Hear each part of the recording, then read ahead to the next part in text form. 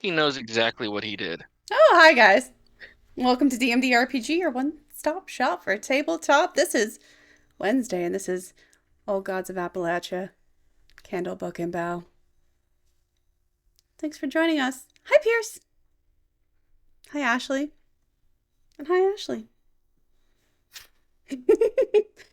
Tonight we are joined by Ashley as Glenn, Mitch as Raviv, Chef as Kleber,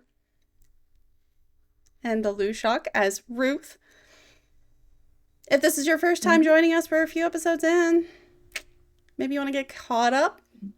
Last episode was a pretty big episode, so good news. You can catch up on YouTube, where that game and many games live. If you are having a good time liking us, liking your stuff, we've also got a Discord. That's where you vote for new games, sign up for new games, talk about life. How's life going, guys? Okay, we're good. We're doing good. This is good. Hey, guess what? The good news is tonight you have to deal with other people's problems. Yay! The consequences of their actions. And finally, we also have a Patreon if you have a couple of dollars and you don't want to filter it through Twitch and you want to get some perks like free redeems, like merch, like guaranteed spots in games, weighted voting, our gratitude. Patreon. I don't have my box of gin merch nearby to show off for the camera for merch. It's all right. I'm so close. I'm so close to being done with the time consuming bit. I'm still not done with these fucking wax melts either. They do last forever, don't they? Good. Pierce, Oh, perfect. we're gonna fight. Perfect, Pierce. Thank you. I will dole that up however I see fit. In the meantime, some of you were here last week. Anybody want to tell me what happened? We continued to dive into the underground, and we found like this shadow version of the village above, almost like an opposite of everything that was up above. And there's these weird X's above the chapel, and the priest of the chapel wore an X on his necklace. These creatures that lived here that were like furry demon versions of the townsfolk. They were attracted to light and they came and attacked us. The priest did. Chef, what else happened? Um, I rolled for I rolled for some folklore knowledge and found out that these things are actually called the Moon Eyes, and apparently they were like banished by Cherokee a while back, like way on a while back, and now they live underground and they have a whole bunch of teeth like sharks, and they like to bite, and they have really sharp claws that hurt like a bitch.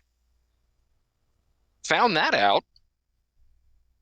Yeah, but then we were finding finding the regular kids in the unregular place.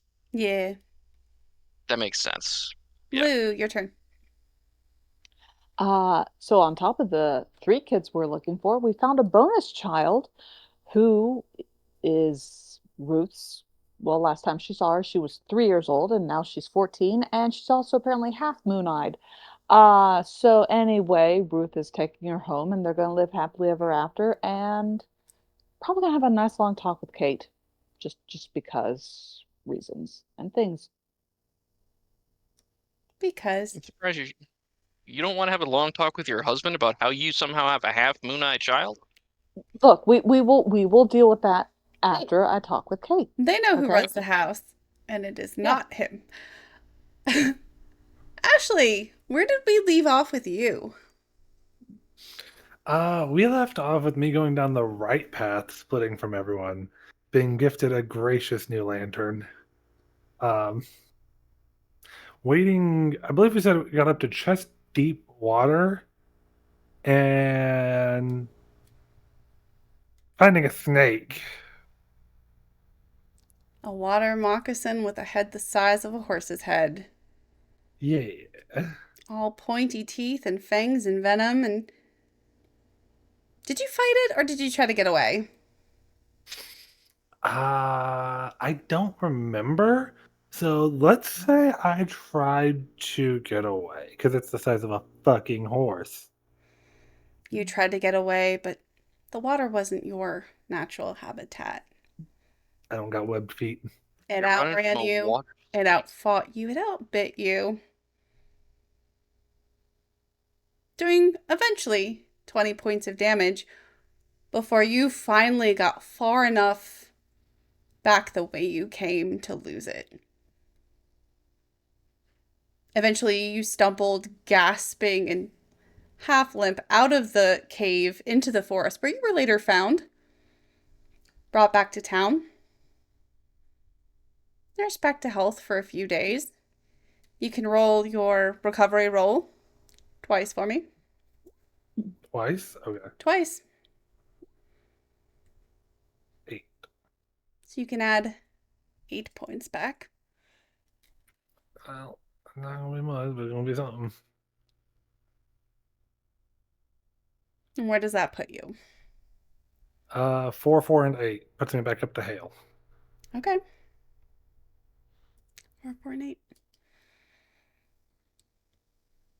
You recovered with Kate for a couple of days. She fed you soup and made sure you kept breathing. And we'll get back to you in just a little bit. The rest of you, what is the last thing you remember? Upside down well. Emerging from the well and it Yep. not being near town at all. As each of you, one by one, climbed upwards into the puddle of water. One by one, somehow not feeling each other at all in this weird in-between space you fall through. Head over heels, side to side, up is down. You don't know which way you're falling. Everything shifts as you go, and eventually, with a flailing hand, your arm hits air. Cool, damp air. And it's like a spell is broken. The second you feel the air, you feel ground underneath your feet and you're able to stand up, one by one. In the same order you went through, unfolding yourself from what is just a puddle.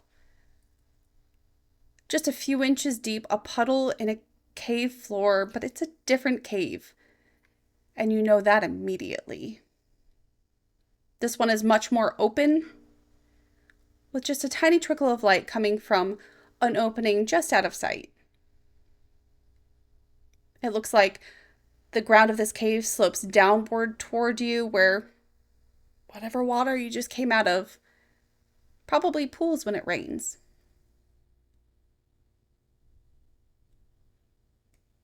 And you all make it through. The 3 of you and the 3 children. 4. What do you mean 4? 3 kids and a half moon eye. I'm counting that as a child. Catherine. Yes. Okay. I'm not counting you as an adult. Sorry. All the Okay. children, everybody comes through. Don't give me a heart attack, Jen. I'm sorry. Not allowed to do Counting that. is hard numbers. But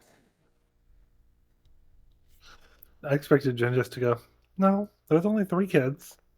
I know Yeah, what I so said. did I. Using foxfire to light up the cave a little bit, is there anything of note in here?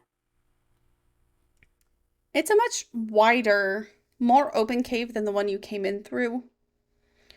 It is brown and muddy and craggy. If there are symbols from where you came from, there's a puddle over top of it that's very murky. You can't really see. If you want to kind of reach a hand down, you can try to feel. But it just Yeah, looks I'll like a try to cave. feel around for symbols. What would that be? Just like perception? Sure.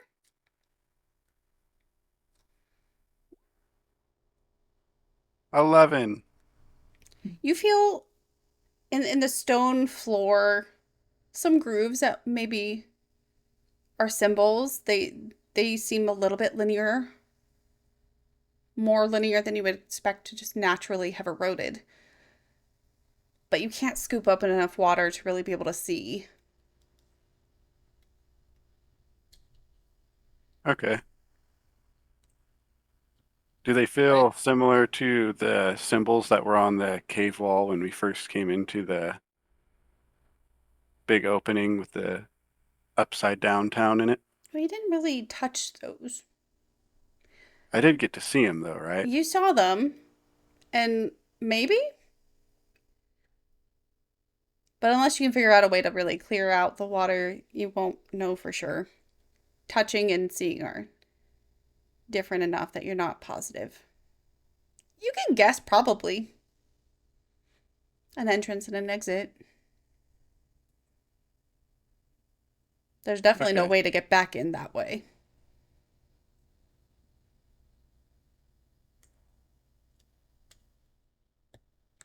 Ruth, was your kid's name Catherine, or it was Catherine, right? It was Catherine. Okay. Catherine, who came up through the ground before you. Ruth is kind of crouched down, arms wrapped around herself like she's a little confused and uncomfortable. Eyes squinted over, well, the opals that are now what she sees through. Her pupils are still gone. Iris is still gone. Still that slightly iridescent, glossy, milky eye that you saw down below. Um, I'll go over and just put an arm around her, trying to comfort her, make sure she's okay. Uh, just be a mom to her, be there for her. She jumps a little, like she's startled when you touch her, quickly straightening up to stand, like that's expected. It's okay. Don't don't worry. You're fine. You're safe now. It's okay. Be all right. She nods I'll take you wordlessly, home. just reaching a hand out like she's trying to figure out where she is without being able to see. Reviv, your vision is slowly starting to clear. The halos around living beings fading away, so you are once again able to see the world around you, and not just the light from human beings. I'm going to take the piece of silk that I use for like my cowl and cloak area off and give it to Catherine so she has some shade for her eyes. Do you like put it directly in her hand, or do you just hold it out to her? I was going to kind of put it on her because she can't see Okay. because of the light. She she jumps a little again when there's suddenly something brushing across her head. But it's soft, and she realizes at least somewhat what you're trying to do. Thank you. Her voice just as raspy and hoarse as it was before. You've been down there for a long time, so it'll take time to adjust to the light. I've been down there Figured you might forever. like some shade. Thank you. Let's go see if we can figure out where that light's coming from. And I start heading towards it. It's not a very far walk. It looks like the path to the entrance just kind of slopes upwards and wraps just a little bit around. At the mouth of that cave, though, you see a familiar sight. The writhing tangle of vines. Oh, son of a bitch. Everybody still got your hatchets, right? Yeah, I still I have the do. one you gave me. Okay. Because I'm looking at these snaky vine things that tried to, well, entwine by vine last time. Well, last time we just took the time to communicate with them and we were able to get through. I don't think they want to hurt us. I think they'd let us out if we just ask.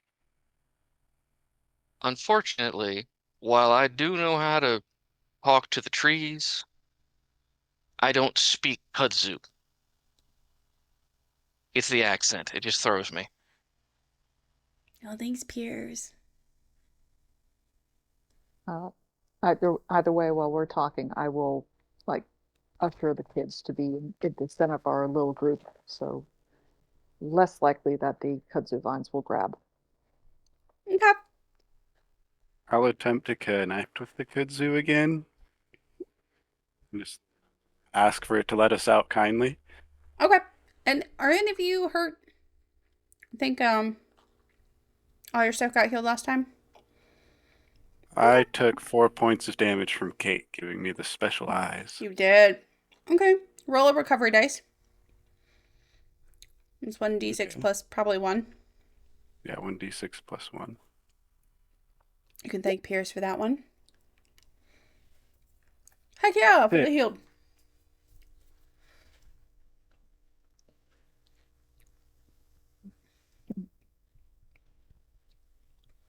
Um, let's see.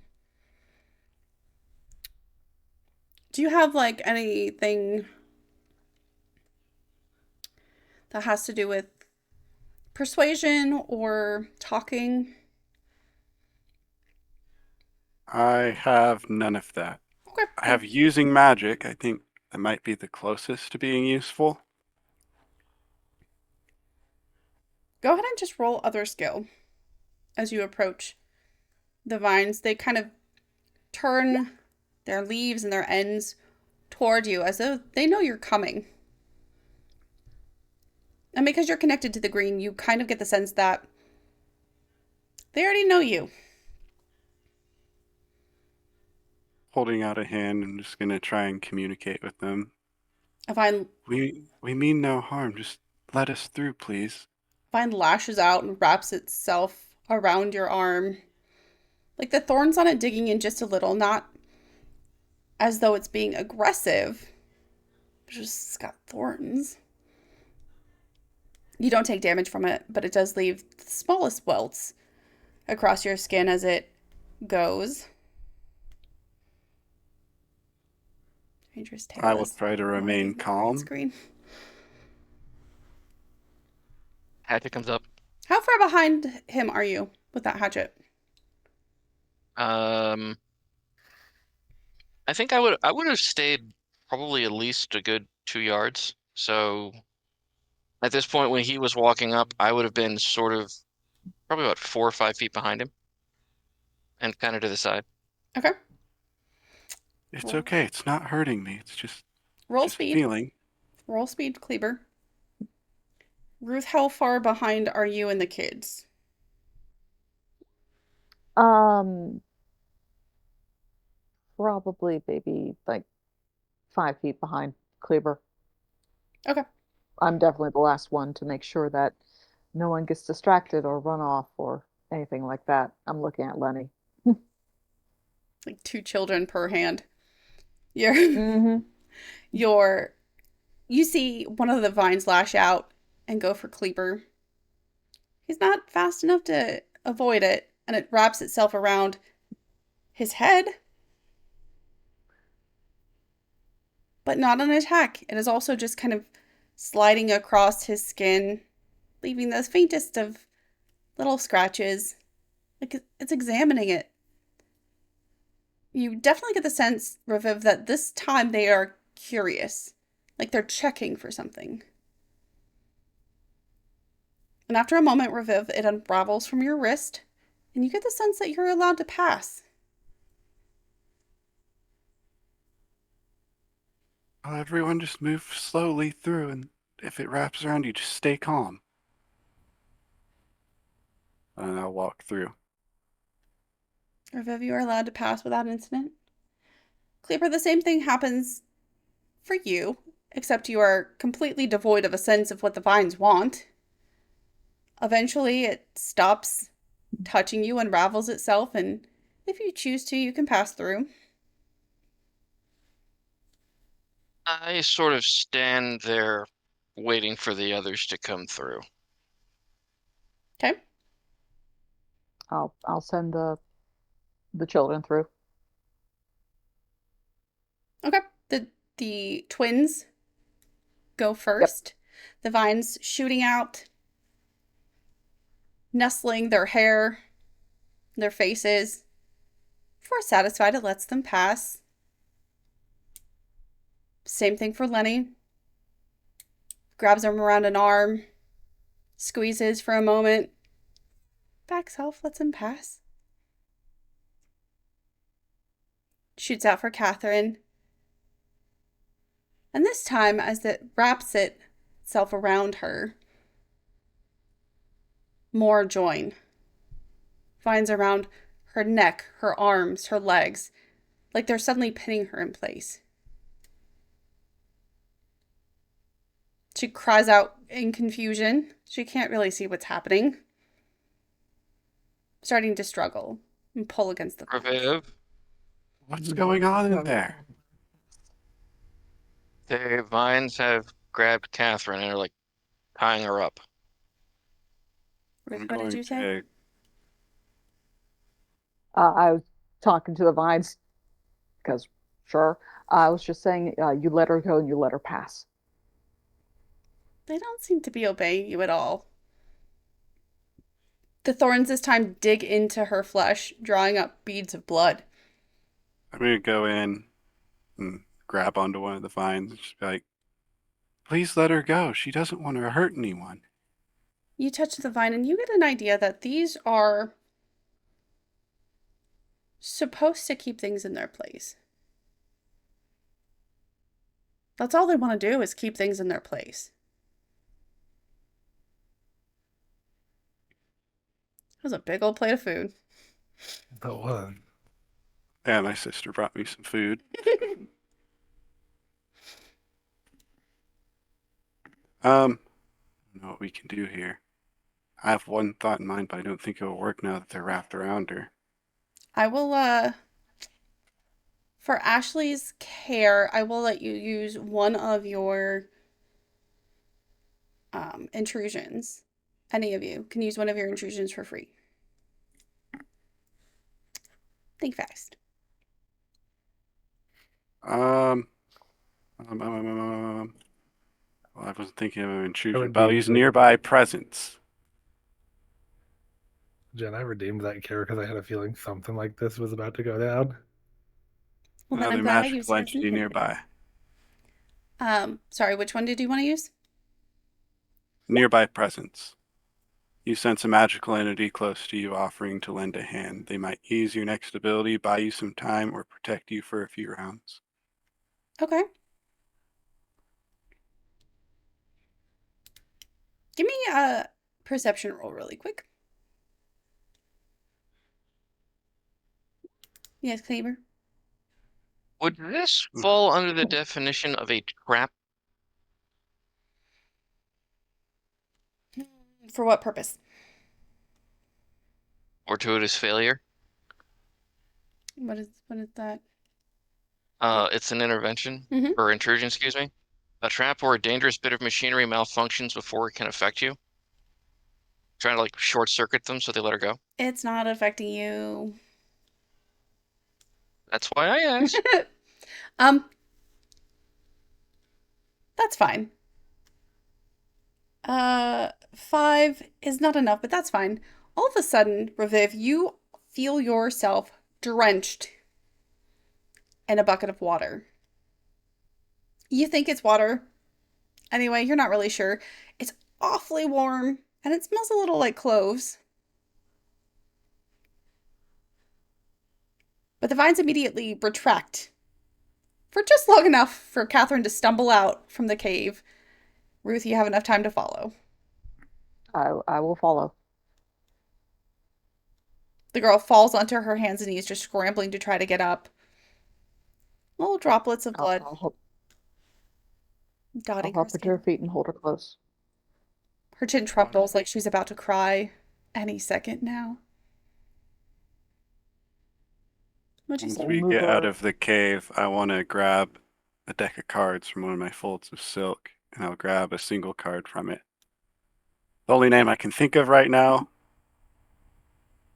Kate. And I'll touch it to Catherine. From behind you, holding a bucket, you hear, "What?" It's Kate. Well, good thing this isn't. Well, spirits might get confused. Did you just throw a bucket of tea on that thing? Something like it. Well, I was using my conjure card Little Joker to try and disguise Catherine from any spirits or anything that might be coming after her now. Okay. You can still do that. Do you say anything? While you, Yeah, while you I activate? just say Kate. I have to say a name that isn't the creature's name. The only one I could think of was Kate. So spirits might think that she's Kate for a day, Okay. Oh, Yeah, that's not worse. but they that's not can't gonna find, help. harm, or interact with them. Okay. So that's pretty nice. That's fine. As you all emerge from the cave and turn around to see who threw the tea, you see Kate there, hair tied up, back away from her face. A little dirty, like she's been doing actual manual labor. She's in a small forest. Well, spindly little trees, kind of like new woods, have sprung up around here recently. And behind her, maybe 100 yards in the distance, you see a huge farm. Unless you've traveled pretty far outside of town, you've never seen this farm before. It's one of the largest. Yes, Cleaver? I have seen this since I've traveled out of town quite a bit. I I also have Wilderness Explorer as a special ability. wouldn't really call a farm a wilderness, but if you want to roll D20, even says yes.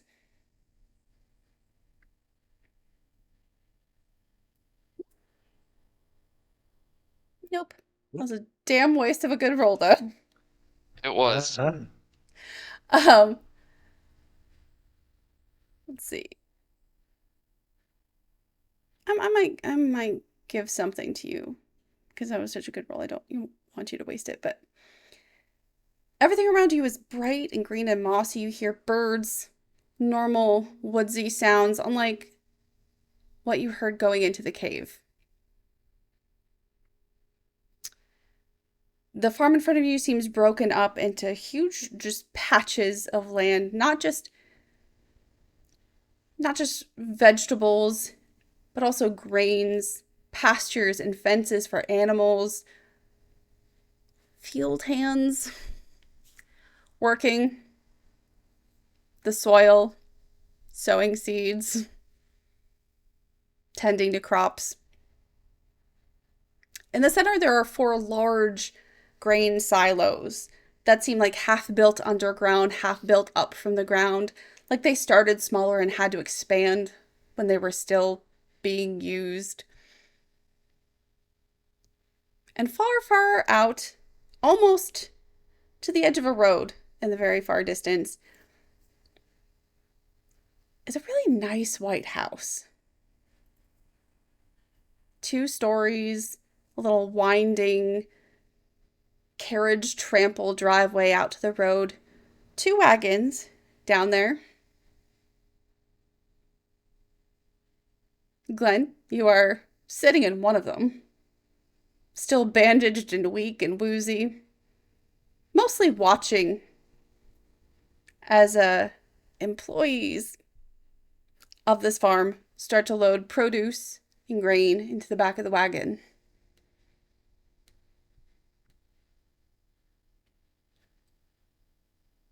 Miss Katie, where are we?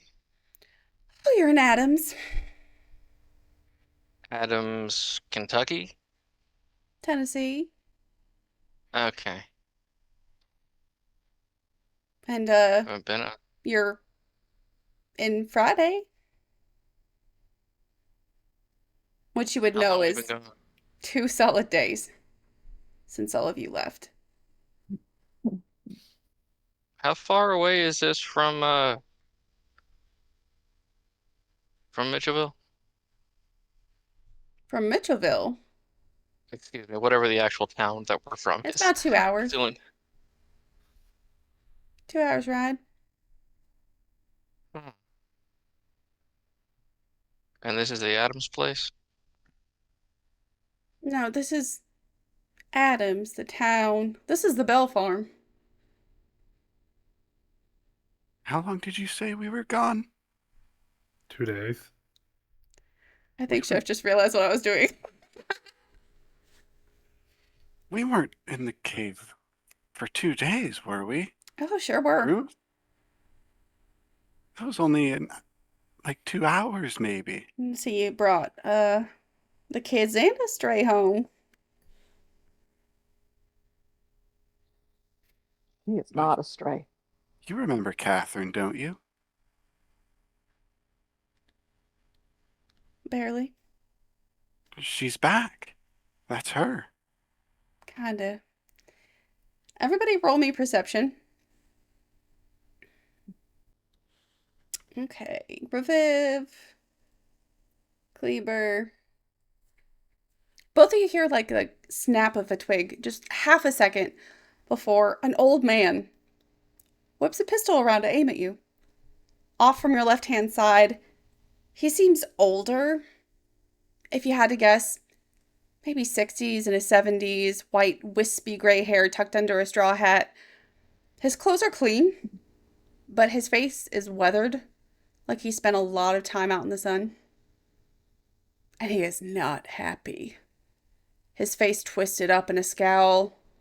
The pistol shaking a little in his older hand, but it's steady enough to get a shot off. He just bellows at you. Who are y'all? Well, my name's Reviv. I'm sorry, sir. We're a little bit lost. Could you help us find our way to town or somewhere where we can rest for a little bit? What are you doing on my property? Would you believe us if I said we just came out of that cave and we have no idea where we are? Not for a goddamn minute. Yeah, good. I don't believe it either, and I actually came out of that cave. There We were following children that got lost in the cave. In is that more cave. That happened to be here. Yes. Children from where? That cave don't go nowhere. Well, I'm not entirely sure how we got here. The place we went through seemed awful deep and awful dark, so I'm not sure where all it was, but it went somewhere and a half. We're from about name town that we're from because I don't remember, and probably about 2 hours that way, chasing some wayward children. Kate Points to clears. children. Kate clears her throat after a moment. They're just really lost. Jack, why don't you show them the road and you can get on their way? And if you're going to aim that pistol anywhere, could you aim it more over, like, away from the children? Aim it at me if you feel like it, but away from the children, please. Oh, he spins around, aims it directly at you. Thank you. Head tilted defiantly. My name's John. Glaring out of the corner of his eye at Kate, who just seems to kind of like silently laugh.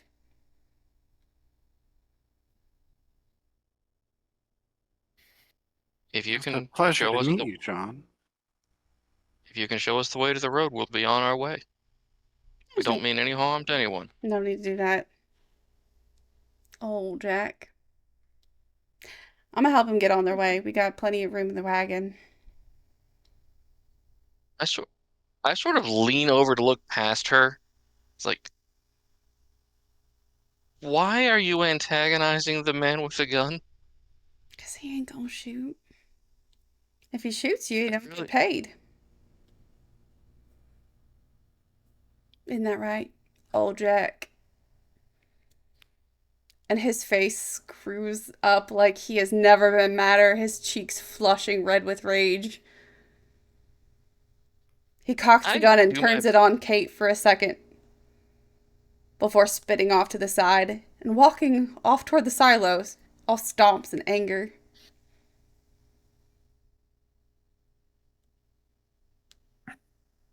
I'm going to quietly focus on Kate for a moment to see if she has this connection to the green that the other Kate had. Okay. What kind of roll would I make for that? What you got for magic? Understanding? Do you have understanding magic? Yeah, I have understanding, using, and crafting magic. Do understanding.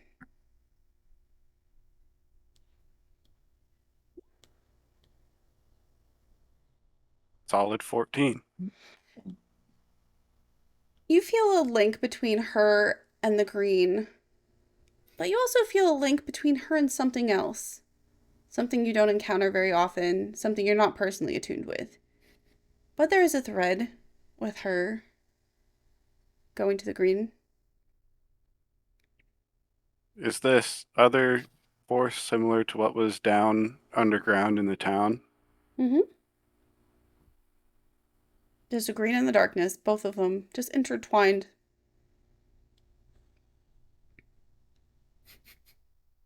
Okay. Take mental note of that. Hey, Ruth. Yes, Kate? Why don't you take them kids down to the wagon?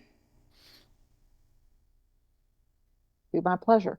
And she, not saying a word, she's been just glaring at Kate this whole time. But yeah, she will escort the children down to the wagon. If Kate notices, she's pretending she doesn't.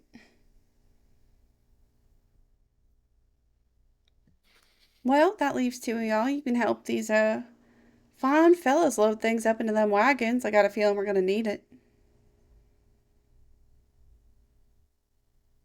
I saw someone look quite a bit like you just a little while ago. Must have been a mirage. Get to work. Oh, no. Well, of course, Kate, what do we need to move? As much grain and food will fit in them wagons. And pay 'em by the pound, so pack it in. It's because of that dream you had, right? I had it again. Was it any different? No. Do you want to roll inside really quick? Yes. Meanwhile, Ruth, you are marching yourself and these kids. You notice about halfway to the wagon. A, is that Glenn in the wagon? And B, Catherine's fair, almost blue alabaster skin is already turning pink in the sunlight.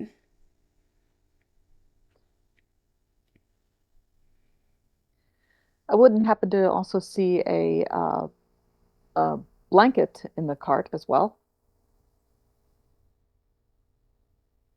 Sure, Glenn's not feeling well, so he's got a blanket draped around him Just draped across my lap. just to keep him Okay.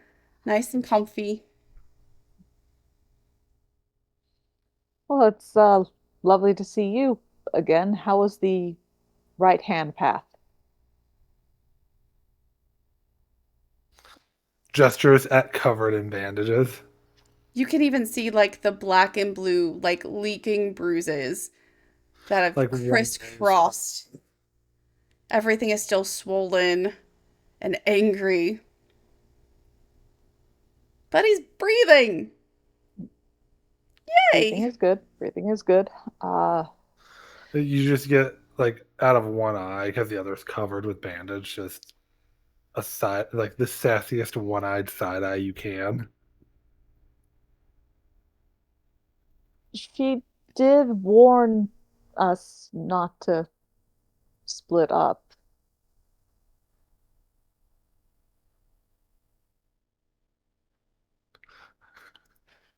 The one episode where Glenn's not gonna talk much. Glenn, Either you do way, I notice there will. is an extra child who looks not right. Yes, I will. I will hoist the kids up and tell them to snuggle up against Uncle Glenn, and then I will help Catherine up. And uh, is the blanket large enough to share? Because it doesn't feel right to just take it from Glenn. You could ask. If you share it, it's gonna be like partial coverage for both seas. Okay. Okay. Um, Glenn, would you mind giving your blanket to my daughter?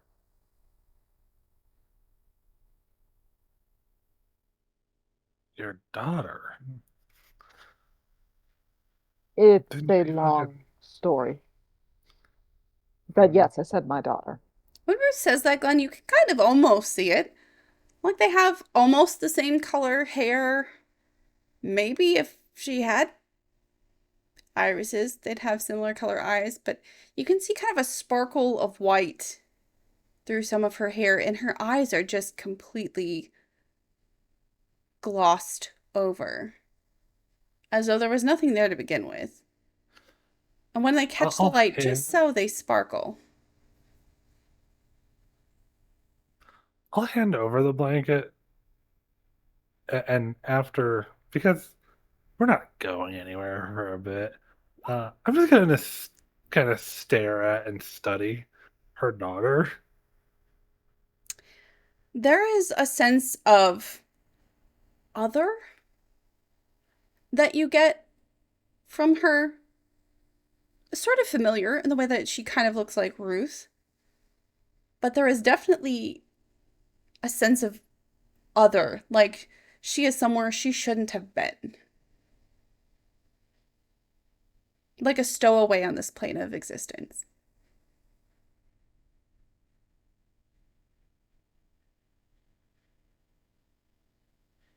Ruth, come here. Come here. I And will it's just scoot the close. smallest of hand movements because everything hurts. I will scoot Speaking closer. hurts. I'll even lean in if Glenn can only whisper. Oh, it's literally like you scoot closer. Glenn grabs your shirt collar and pulls you closer. Uh-huh. Like this is meant to be a secret conversation or a private conversation. Hmm. Something all right about that girl. Are you sure that's your kid? Didn't your daughter disappear when she was like 2, 3 years old? Yes. Like Yes, she did. I thought she was dead. that's not. Look, okay. We were down in the cave. There's an entire other village that is mirror to ours Hmm. with moon-eyed people, as Kleber calls them, and the other moon-eyed Kate down there allowed Reviv to find the children, and apparently you could see Fainter, my daughter. And that other Kate also mentioned it being dangerous for you to meet your other self. Mhm. So I can only assume that when she was little, she met her other self. And I don't know how because I never let her near caves. So I need to figure out Who or what took her?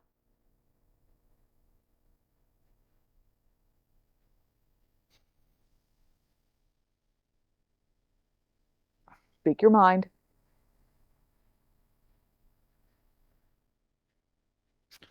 I have some books for you to borrow when we get back to town. All right. We'll put it that way. We'll put it that way. All right. But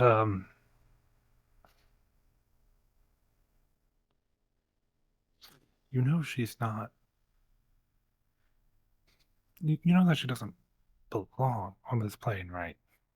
Like, Now it is Ruth's turn to grab Glenn's collar and pull him close. Through gritted teeth, she will say, "That is my daughter. She is coming home with me. If we can fix her, so much the better. If we can return the other Catherine to that other village, fine.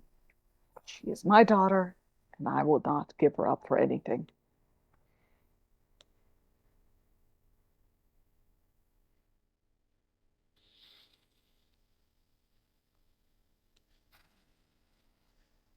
And with a fine. I raspy know how you voice do that too. sounds kind of like sand. You hear Catherine say, I can still hear y'all.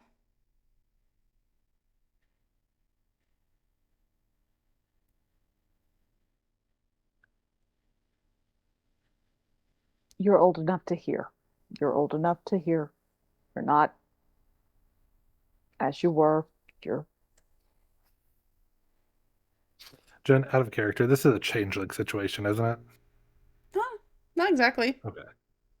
Not exactly. Okay.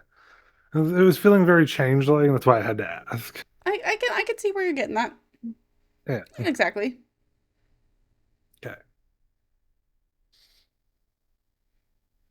but Good thing you're like Ruth that. Ruth will adjust the blanket to make sure it's covering her so she doesn't get more sunburned. And back to the other group. Kleber, you are, first of all, you absolutely kind of believe Kate that her dream was the same. And if anything, it was probably better. You guys definitely solved the problem. It was just like a replay of the previous dream. Like, nothing could go wrong from here. Yeah. You repeat dreams all the time. Oh, okay. One other note. That that young lady is at least part Moon Eye, right? Oh, yeah, exactly half. Exactly half. And she's been in a cave for the past Lord only knows how long. Stands to reason the moon's only really out at night. Perhaps that's how she should be. I'm sure would be more comfortable. Do you think covering her eyes with something would help at least deal with some of the pain? Probably. If you plan on bringing her back to town, you better cover them eyes up. If a single woman who lives half in the woods is enough to get them riled up thinking witches, how do you think they're going to feel about that?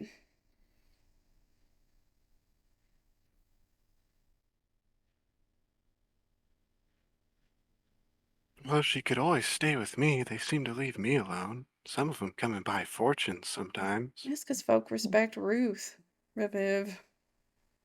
It's not because you're not Fair. weird. If anything, she'd be better off living out where I do in the middle of nowhere where no one can come after her. But even then, that's not going to stop it. How likely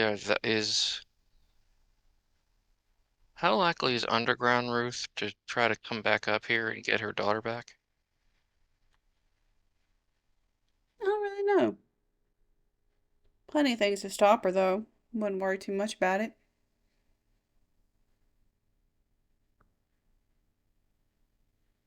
I don't know. While I'm packing stuff back and forth from the wagons, I'm gonna stop at the wagon that Ruth and Glenn are in. And just kind of tap Ruth on the shoulder and give her the look of, we need to talk when no one else is around. So, Ruth will nod her head and just add to the list of people she needs to talk to. It's what, up to 3 now, possibly 4, maybe. Just line up the schedule. Mm-hmm. Holding least court 4 back in town. Pulls out our calendar. I can fit you in next Tuesday. Oh yeah. And if you're not super used to manual labor, and Kleber, this is a little bit more work than you were anticipating for the day. Thank Pierce for this. Between the two of you, you're going to split 4 might damage. You can discuss how this is split. yeah, half and half sound good. Sure. As you all kind of tweak your back, lugging huge sacks of grain, probably easily a quarter mile, to toss them into the back of the wagon. This farmer doesn't seem to be willing to give you a cart. He's far more willing to just watch you haul individual bags back and forth and back and forth. When I get to the cart, one of the carts near them, I will pull out probably one of a number of like bandanas or something I've got, sort of tie it up and like, Catherine, you may want to try putting this around your eyes. It might help.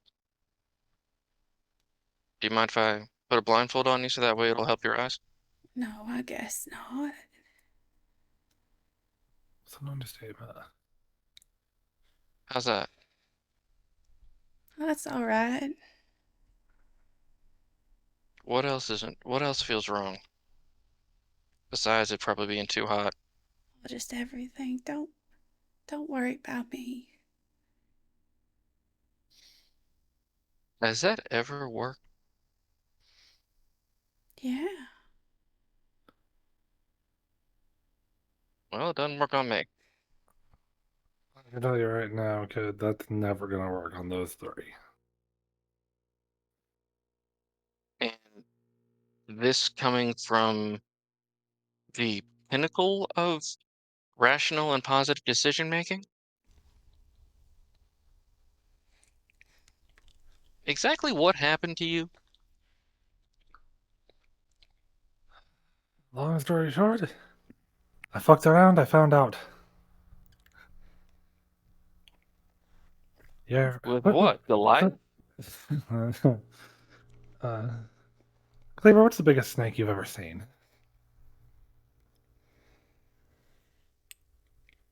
I was at a circus one time. Said they had the longest snake in the world. Said it was 25 feet long. Went in there with just a big old piece of taxidermy that was clearly 2 or 3 different snakes end to end. Oh, this wasn't taxidermy. This damn thing had a head the size of a fucking horse. How didn't it eat you?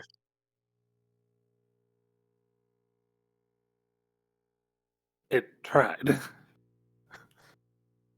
You're telling me you fought off a snake with head big as a horse, I'm based telling you, upon I the ran amount the of fuck swelling away. you, based on the amount of swelling you have, I'm sure it got you at least once. How are you not dead? That is a bit of a haze. I remember at one point I ended up at Kate's house. That's about the end of what I remember after getting out of the cave. How did you get out of the cave? Crawled. You didn't touch any water that wasn't quite water, did you? I crawled across the ground. There was water. If it was water that wasn't water, I crawled across it. I was a little more concerned of getting away from the fucking snake. Why isn't that snake attacking the... I didn't. I've barely been conscious a day. If that. Alright, alright. I'm actually sorry, in the back of my head, both I and Cleaver are just realizing what that might have been because of the context clues, and I'm like, okay. In the back of my head, I'm like, if that's what I think it is, you really, really should be dead. All right, Better question would be to ask Kate what it was, because I don't know. I don't deal with physical shit. clearly. It was just a big old snake, Kate says as she approaches the wagons, tossing another bag of grain. Big old snake. Huge. Head the size of a horse, I hear. Mm. Huh, You should see big old them snake. puncture wounds. Looks like it got Cold the stabbed size with of a a knife. thumbnail. Feels like I got fucking shot. Might have Well, in been a better way, you off if kind you of. had. I wouldn't have had nearly as much venom. Lead poisoning, yes, but that's better off than snake fight. Imagine Glenn will lose feeling in his limbs a few more times before this whole event is done, so. If it makes you feel any better, Katie, I can't feel my left leg. Or my right nut. I guess I just know everything, huh? There are children present, man. Well, they came from him. Ignoring, That's fine. Yeah, ignoring Cleaver's comment. Y'all are the worst workers. You ready to get back to town? Like as a chorus from the children of I'm Hungries. Chimes up.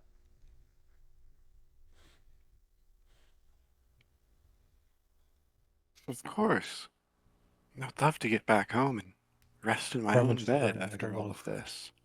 I'll rummage through like a little bag I have, just pull out like a thing of granola, hand it over to the children. Here, what the hell help is that? yourselves. It's granola. They just grab whatever you hand them and just Bless stuff it you. into their face. Except Catherine. He just sits there. Blanket. It's okay, I wasn't offering it to her anyway. It's offering it to the 3 real children. Ones who Um, belong on this side of the Fair. veil. I'm going to pull out I- the crystal wind chimes or glass that Kate gave us a couple episodes ago and offer them to Catherine. she's not sure what you're offering. Do you just say here? Well, I know down there everyone ate stuff like this, so do you want to eat this? Just kind of holds a hand out. Drop it in her hand. She just lifts it up to her mouth and starts crunching. Then you see her work her way through, chime by chime, the glass and the metal that wind chime was made out of. Like it was granola.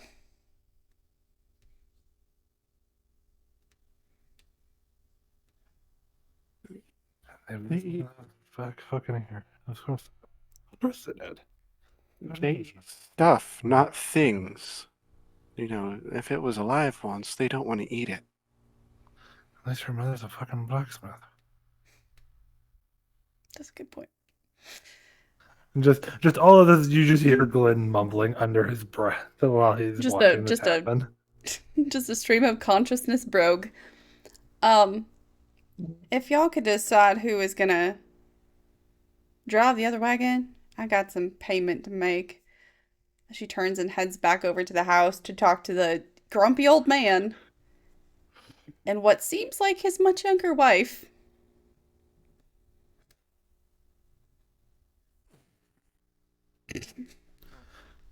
Jesus. Sorry, man. Where this Sometimes where I just die. where John Bell is maybe 60 or 70, his wife is maybe 50 at the most.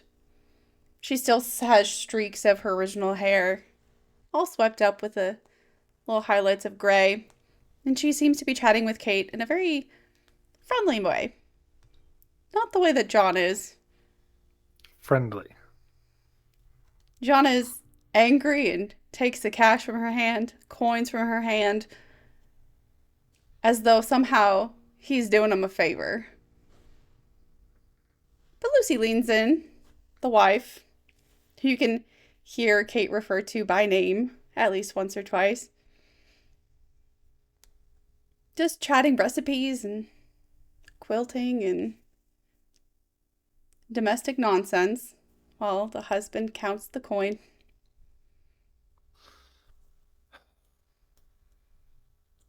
Well, I would want to use where he fucking drives that other carriage because I can't. Well, I know the basics of driving a carriage, but I'm not the best driver. She's a blacksmith and I'm an explorer. Yeah. I think you got us beat. Well, okay, I'll take the I reins. did drive to Mitchville. Oh yeah, you did, didn't you? Yes. Mm-hmm. In that case, I'd say I'll retract that. You got me beat. All right, so we have 2 drivers for the 2 carts. Unless we think think Kate's going to drive one of the carts. based on the way she said it, I think Kate's gonna drive one. All right. And as a handful of kids kind of puddle out of the house to accept little trinkets from Kate and just run back inside, she seems to wrap up her conversation and head straight for the wagons, peeking her head in to see if a decision was made. I will get out and I will go drive the other wagon. Oh, you can stay there. I'll get the other one. I just need 2 drivers. All right. You got your kiddo in here. Who's riding with me? I will. Hop on in, Cleaver. I'll try not to make it Boing. too bumpy for you.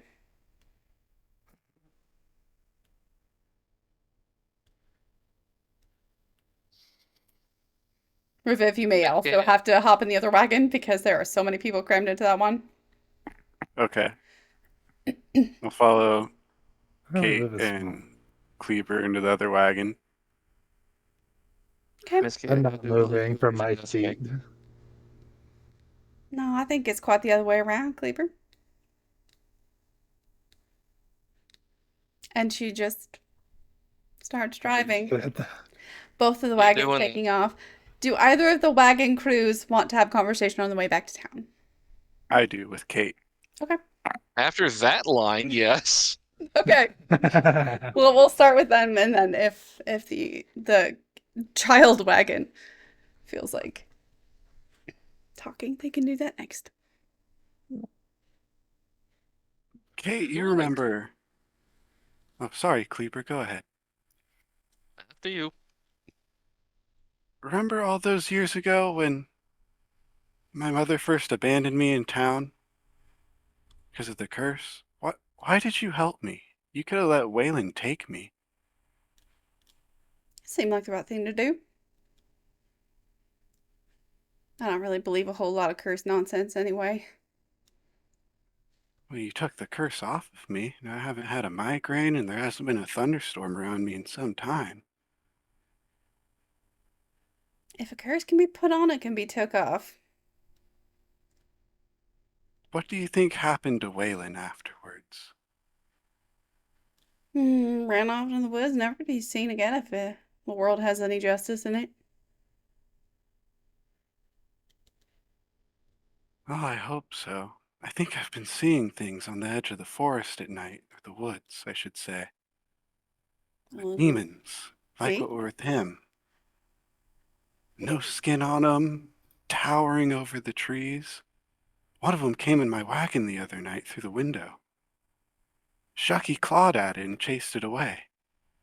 I'm sure you weren't dreaming, Reviv. I got a drawing of it. I drew it in my journal. I can go get it. And I can actually go get the drawing because I did sketch it. Fuck yeah. I'll be right back. Okay. In the meantime, Cleaver can do their top. It's Cleaver time. As Reviv just Cleaver time. scuttles through his belongings. You're pulling curses off people now. Better than putting them on, isn't it? Apparently, you seem to think that somehow I'm gonna be the death of you. All y'all are. It's not just you, so don't feel special. You're doing it again. What is it? That thing where you pretend that somehow you're not talking like you have all kinds of knowledge from places you shouldn't. Shouldn't is a real strong word there, Kleber. The future. If I have it, then shouldn't I? I don't know. I barely understand it. I understand it exists, and that's about it. The future exists. Sure. Miss Katie, you live in a world that I don't really see much of.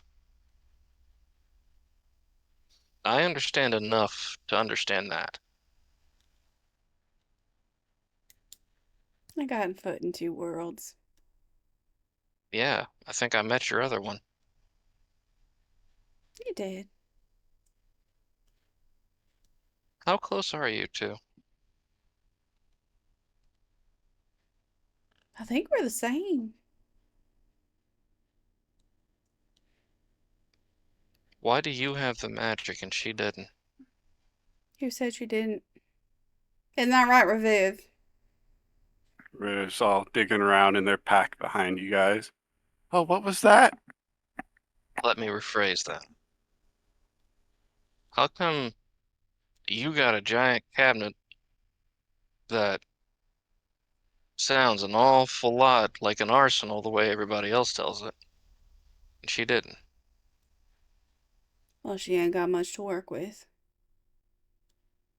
She's got baubles and gewgaws and who's this and what's it's galore down there. I feel down there, Reviv. It felt dark. Well, except for... I don't want to talk about that right now. Heck yeah, Chi, you can. But I did find my journal in that drawing. Let me see if I can get it on the camera.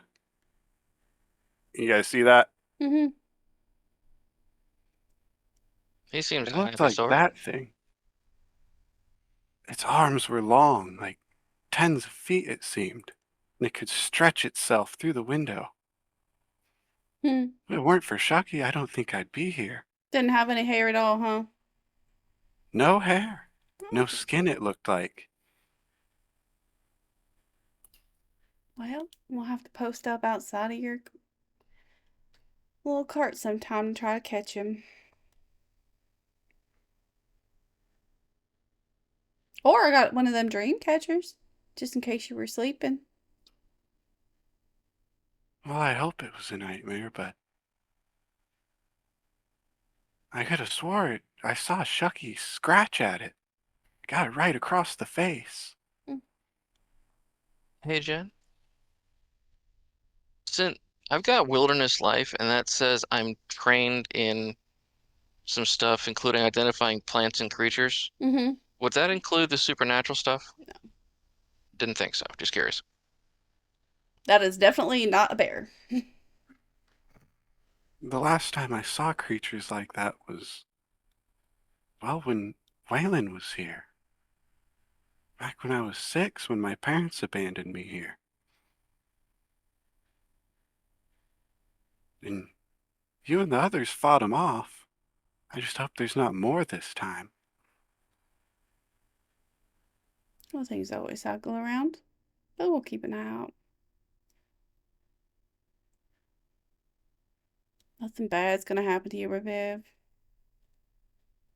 Not yet, anyway.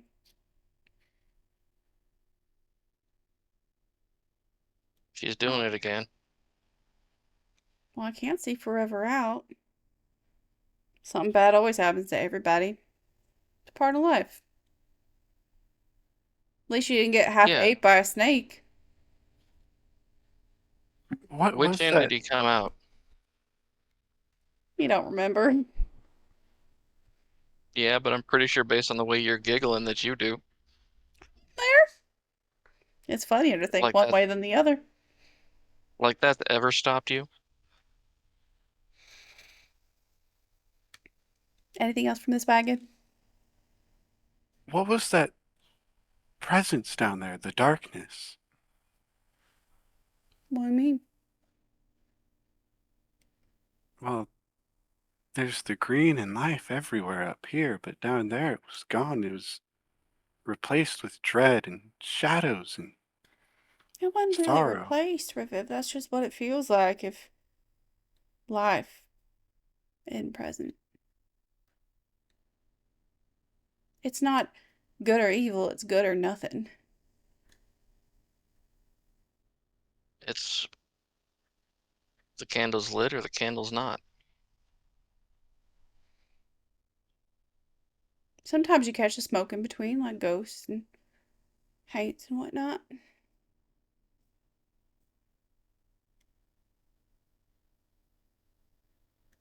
Wow.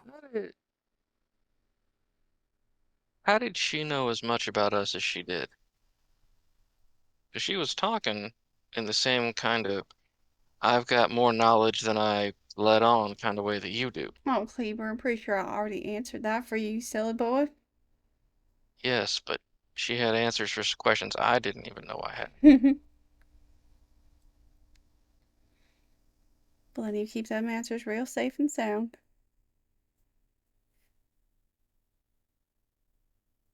The other wagon. Did you guys think of anything you wanted to talk about on the way? Glenn starts to talk about something, just kind of incoherently rambles, and then just passes out again. Just to have to spare Lou any more conversation with me. Ruth is happy for the silence. After about 20 minutes, the three children kind of nod off to sleep. Crumbs of granola all over their clothes. Catherine crumbs of glass.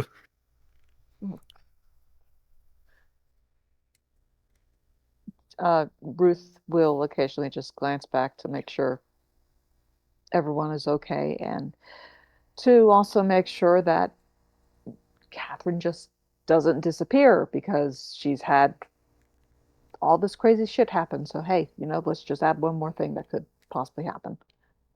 But yeah, Catherine doesn't try other to than that, escape. She doesn't even really move very much. She just sits there, blanket on her lap, hands on the blanket, bandana around her eyes, kind of just swaying a little bit with the motion of the wagon.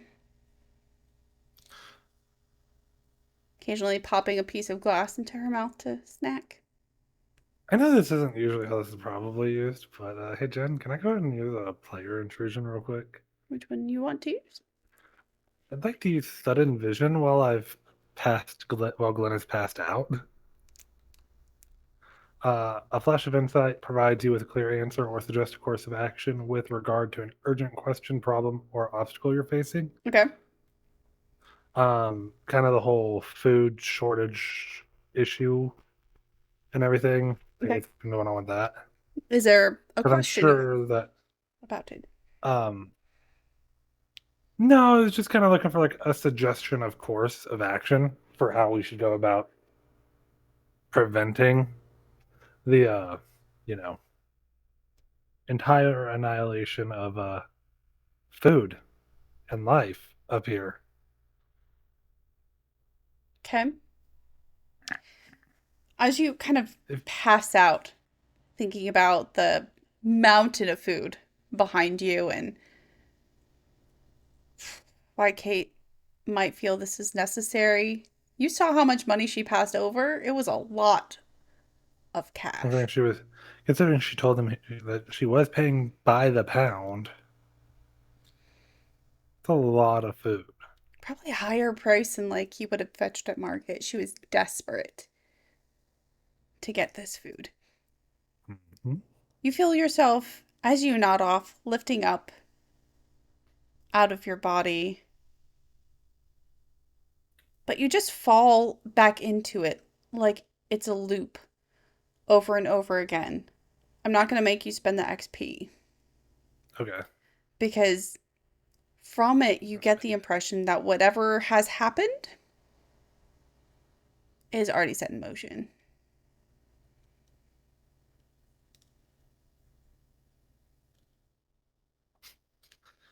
Damn it! I was trying to cheat code my way out of this. Yeah, this was sealed a little while ago. I know. I figured. Just wanted to What try to happened? do something. You let the snake out. I didn't want the snake. All right. While we're in the Mhm. wagons, can I roll like an insight roll on Kate saying that she just thought it was the good thing to do? See Sure. if she's telling the truth. I don't have insight, but I can roll other skill, Okay. right? Yeah.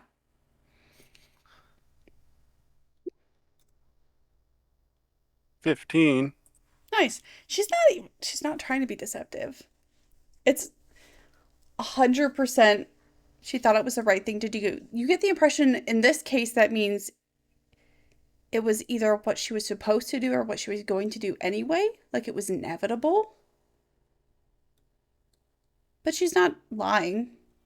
There wasn't some ulterior motive behind it. It just was the right thing to do. Whether right means correct or right means good could go either way. Okay. All right. Anything else before you get back to town? Going once. Going Yeah. twice. Yes. I ask Kate, how are the kids' parents? They're You right. said we've been gone. You said we've been gone for 2 days. I'm gonna want to drop them kids off at the church. That's where their parents have been holed up praying this whole time. Just yesterday, the sheriff Okay. went door to door looking for any signs of them, thinking maybe somebody took them or maybe they got stuck somewhere playing, but obviously nobody found them, so I'm gonna drop them off at the church. I think I Started found accusing most each of them. other yet? Oh, sure. How often have our names come up? Well, y'all were missing. Oh, I'm not saying they don't have a good reason. Once or twice. How are we gonna explain how we have the kids and we're coming back 2 days later? You found them in the caves. Just tell the truth. Doesn't mean they'll How much? believe you. Not all of them, but I already told them I sent y'all looking.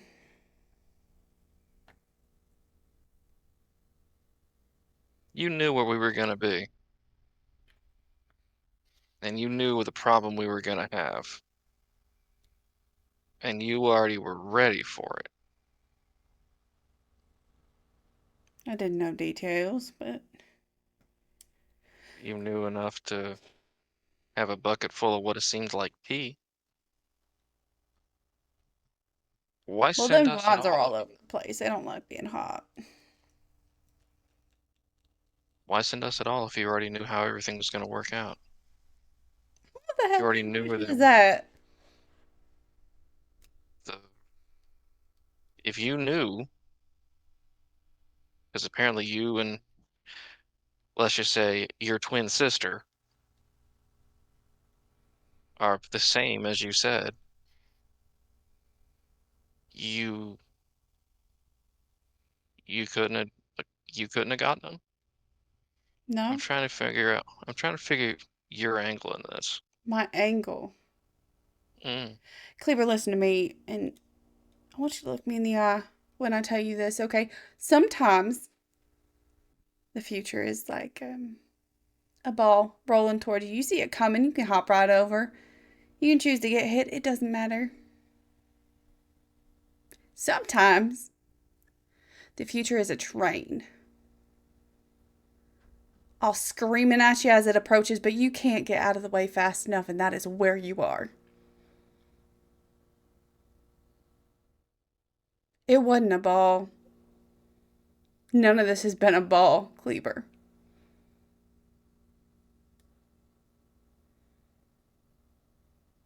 We are Did we past the point somehow of dodging.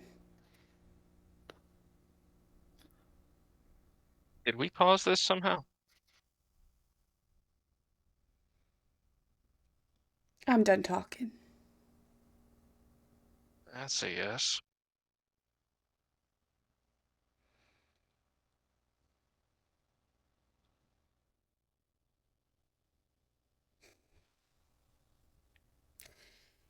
You guys roll into town just as the sun dips below the horizon.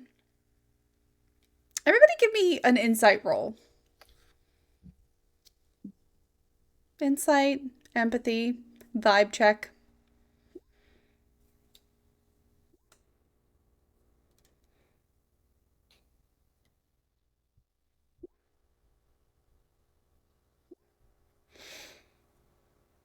Cleaver, you are just too worried that Kate might be a little bit mad. Maybe With good reason. y'all fucked up a little bit. Who knows? You're thinking about it.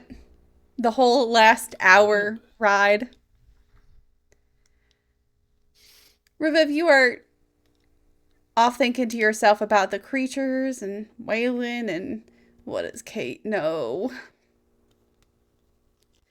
But Ruth and Glenn, as you roll into town, you know something is wrong. Not just the fact that there are bonfires at every corner, lighting up the city like you've never seen before, risking buildings just for the light. Not just because there are far more people on the streets than you are used to seeing, rushing around like they're in a hurry or have a purpose or somewhere to be. But there's an anger that is hanging in the air itself, an energy that feels prickly and unwelcome. Whatever happened, and not even the 2 days in the day Glenn, you and Kate have been gone. It is really not good.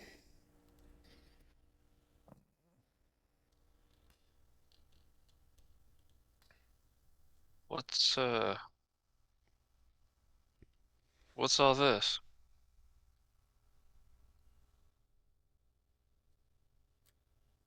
I'm not sure.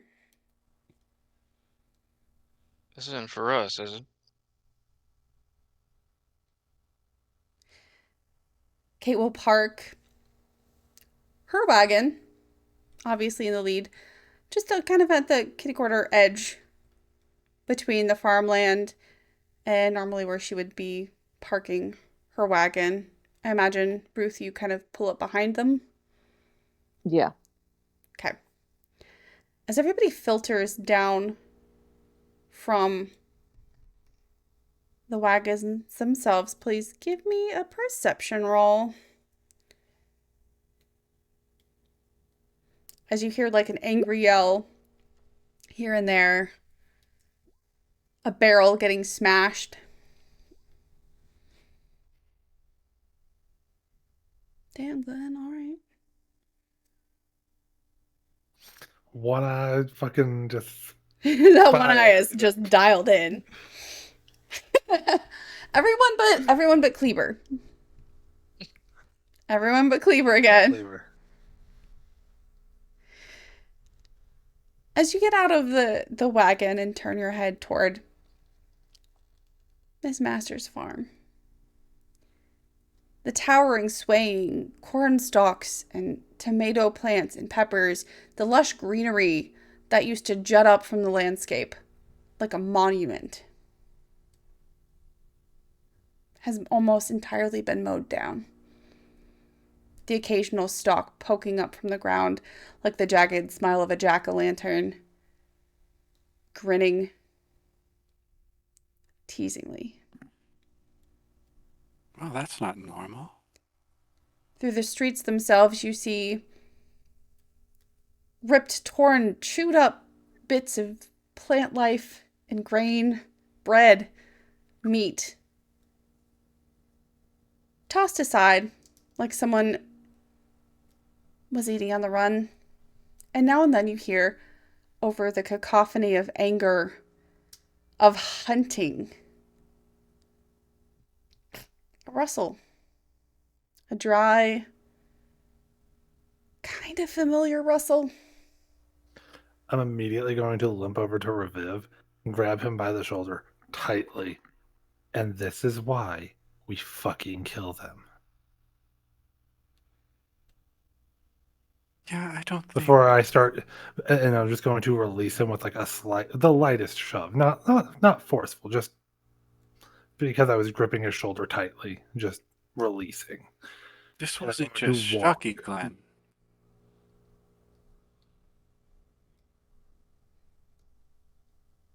This was something more. Something much more. All four of you off to the side, you see Mr. Brexton, someone you know from the general store.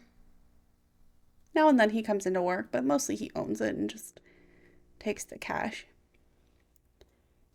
You see him running through the street with one of those shucks on the end of his pitchfork until he reaches ground and stabs it in over and over. Well, I stand corrected. What in the absolute hell?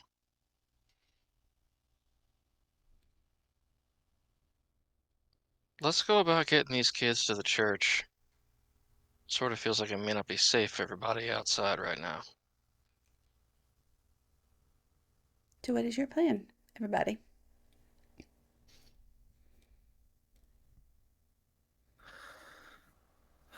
I'm so glad you've asked. The way you said that, yeah? Me too. Yeah. I'd like to, because keep in mind, I started walking away from the group. I'm walking back towards my house to grab stuff to fight this shit. While I'm walking, I'd like to, you know, do a little spirit summoning, elemental summoning and shit. Okay. Um, I'd like to summon a fire elemental this time. Okay. Basically, I'd like to just call on it for aid to see if it and others of its kind would be willing to help. Okay. Just on your way home, As I'm just walking to grab my stuff. you walk saying some kind of incantation. We learned it a while ago. And you kind of think it's not working until you pass one of the many bonfires that are designed to try to light up this entire town. At which point, as though literally a devil on your shoulder, a little spark jumps over and ignites itself like a little fireball. Just right there, whispering into your ear over the sound of crackles.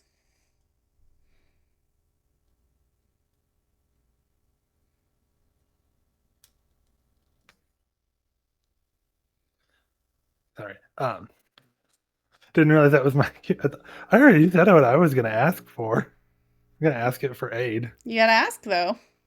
This is called roleplay. It's the roleplay part of RPG.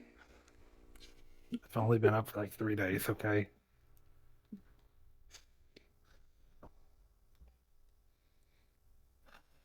I in this town require the assistance of you and your brethren. If you would be willing to spare the time, I can offer rewards in the term in any form that you wish. If you must talk to your brethren about it, that is fine. But I require aid. You kind of hear static, like the sounds of a Just crackling, the glowing crackling. fire. But in there, your brain, although it doesn't talk, your brain is able to interpret it into like a meaning. And it asks 2 questions. What do you want and what's the reward? I want to be able to save this town and clear it of the Shucks that are causing this famine. As far as rewards go, a year's supply of fuel.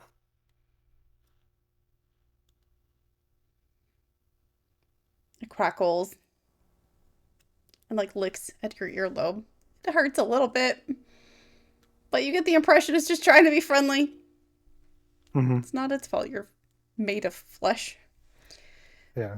That I am made of flammable.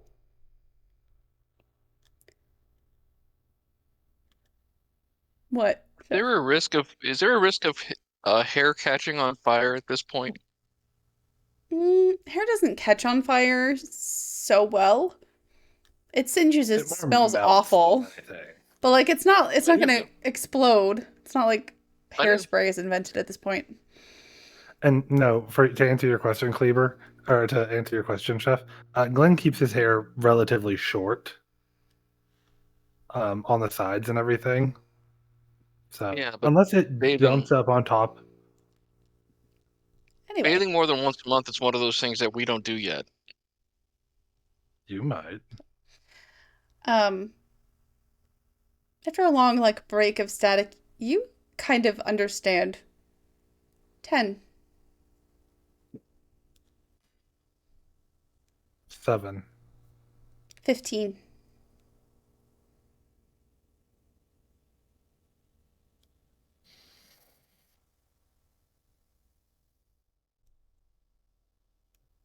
Over the course of 15 years is a lot to get in one go. 15. 15.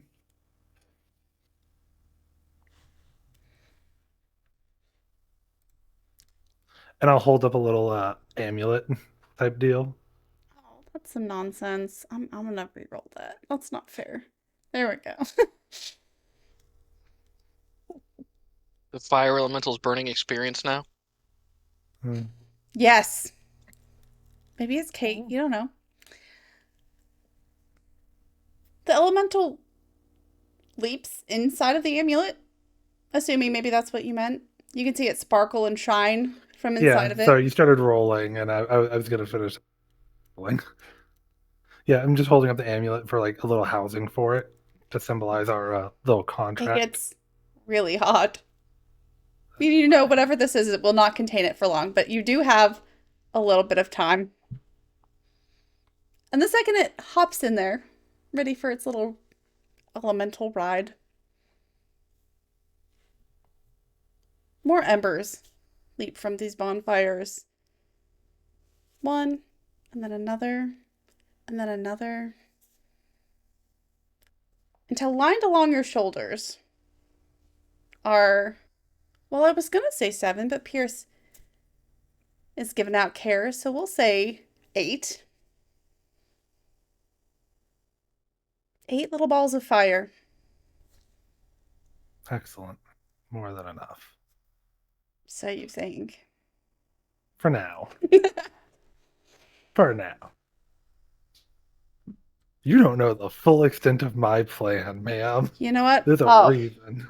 Pierce giveth and taketh away. He's dropping all the redeems. Also, take a harm. One gets a little too close.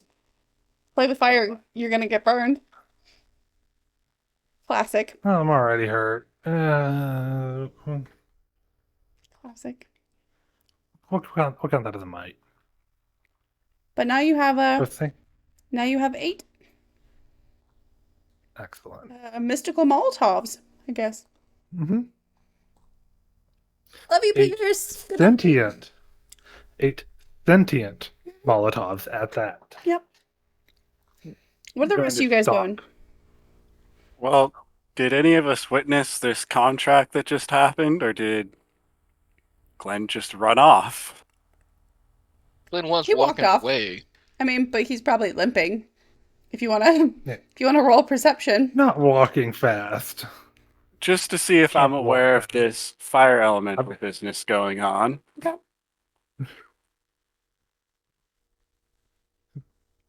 9. Can I roll perception on that too? Sure. It was an open invitation.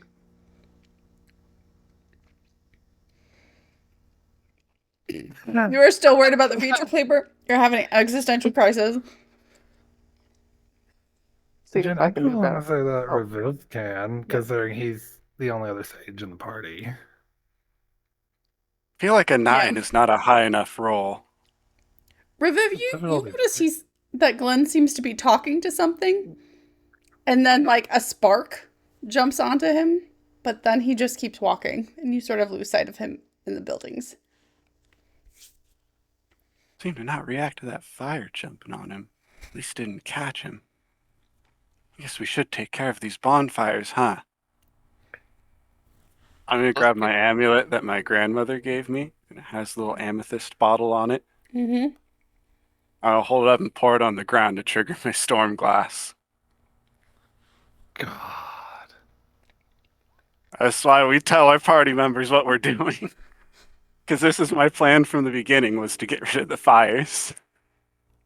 Why are you planning on getting rid of the one good assured thing that will kill these fucking things? Because it'll burn down the town. I Fuck said the they're town. It can be bonfires. rebuilt. Bonfires are intentional. Oh, It's too late now, though. You already said there was a risk of risk of fire for the town. Yeah, you said they're so big it's risking burning buildings and stuff. It's a roaring thunderstorm for 5 minutes. Wood and raw. Okay. Describe what happens when you dump this amulet.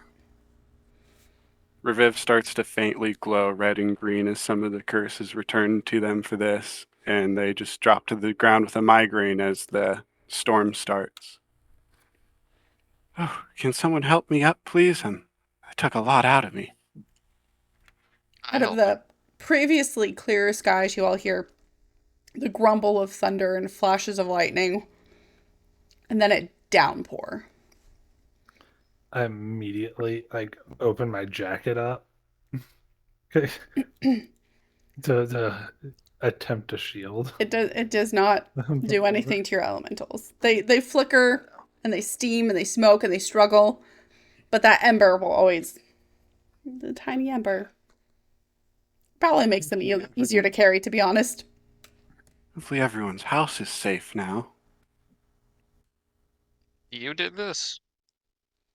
But after about 3-4 minutes, just as the rain starts to die down,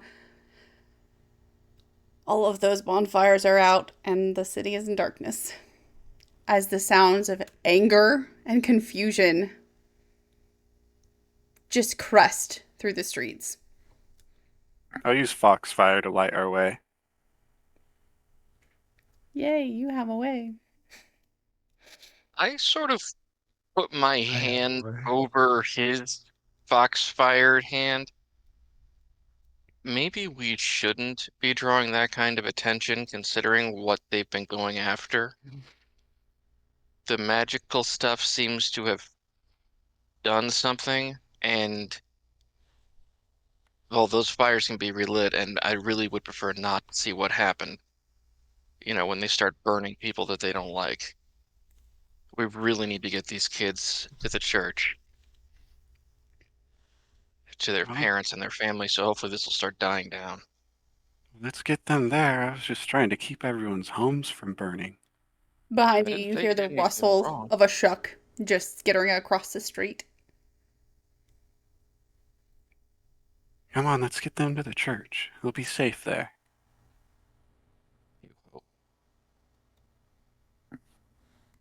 Ruth, what are you doing? Well, she was wrangling the kids and probably was already trying to make her way to the church with Okay. them. Probably when the storm hit, and now, yeah. When the storm hits, Catherine freezes. Like she doesn't understand where water is coming from, why water is coming from the sky like that. She is absolutely frozen in confusion. She rips down the blindfold from her eyes like that is somehow really going to help. And she can, you assume, see better in the dark than she could in the brightness. But she turns her head up toward the skies like she's trying to see where the rain is coming from. It splatters directly into her eyes, into her nose, splashes across her mouth. She doesn't even blink. I will tilt her head back down so, it's not so much falling in her face.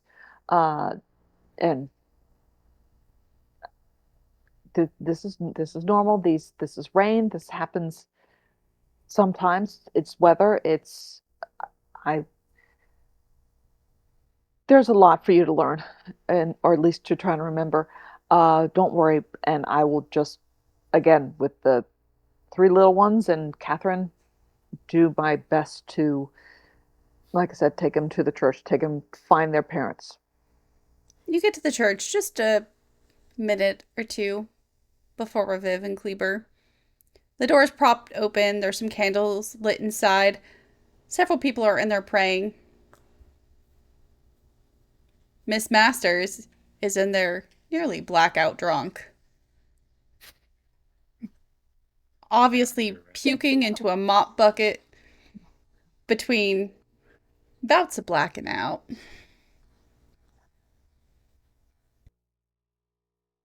Do I see the parents of Lenny, Addie, and Maddie? They are up near the front on their knees, hands clasped tightly together, muttering And what you assume are prayers. I will say to the three children, go to your parents. Go. Go. They need you. They break away immediately, running through. No regard whatsoever for the emotional state of the people inside. As far as they're aware, it's just been a few hours. Everything will be fine.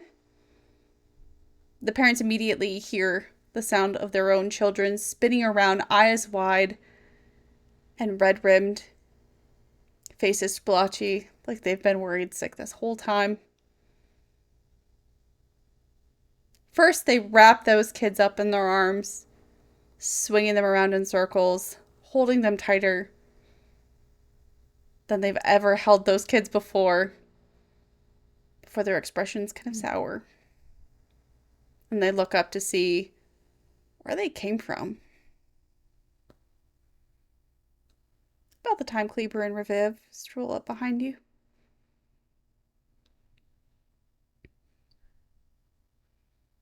I'll be making sure to stand in front of Catherine, or at least keep her out of the way, just in case they see a stranger and therefore enemy, and therefore burn the witch.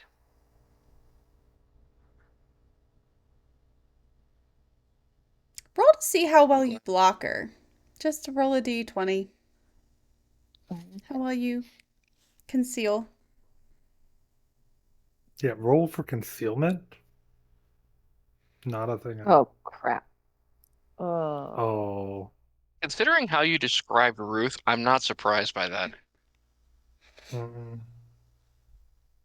Yeah.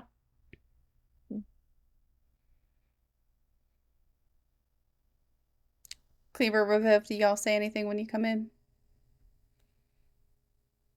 What happened? Is everyone okay? Are you trying to lie? No, it's not a lie. It's genuine. Is everyone okay? What exactly happened? Reviv, you run in there like, you're just on a It's not weekend good. jaunt. And more than the parents turn to stare at you. Just the glaring eyes of people who have been through some shit. And you don't understand you're the outsider to their pain and panic. I'm just grateful we were able to get these kids home. The I say father, that a little louder than necessary. the father of the twins presses them back behind himself and takes several stompy steps your way.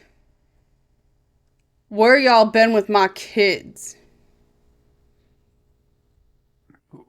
We We went found them locked in a cave. We searched through all them caves. I'm not trying to say what you did or didn't do. I'm telling you we found them in a cave. Matter of fact, it was y'all screaming about them being missing that told us there was a problem in the first place. Miss Katie sent us out to try to find them. We were lucky enough to do so. He cuts you off by just pointing a finger at the three of you. These girls will tell me what happened, and if I find out any of y'all lied, they'll hang me after I hang you. You understand? Normally, where I'm from, we start off with a thank you, but I understand you've been through a lot. We never did nothing to anybody except for get them home.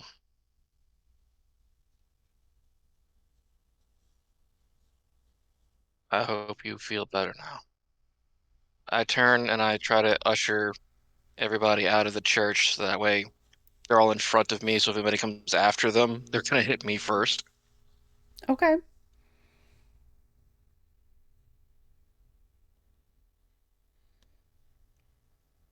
Ruth, nobody stops you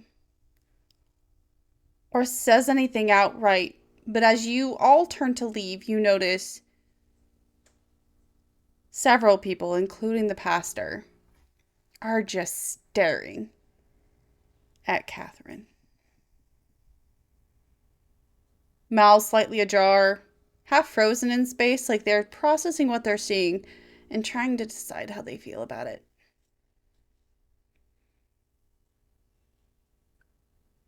I'll note their stares, but I will not do anything. I will just with I'll just usher Catherine out and we'll go from there. Okay. Glenn, what's up? So, can I go and roll my recovery? No. Yeah. It'll move it to the next stage finally because it's the first time I'm actually organically rolling it, Okay. and it's not a heal or something. Okay.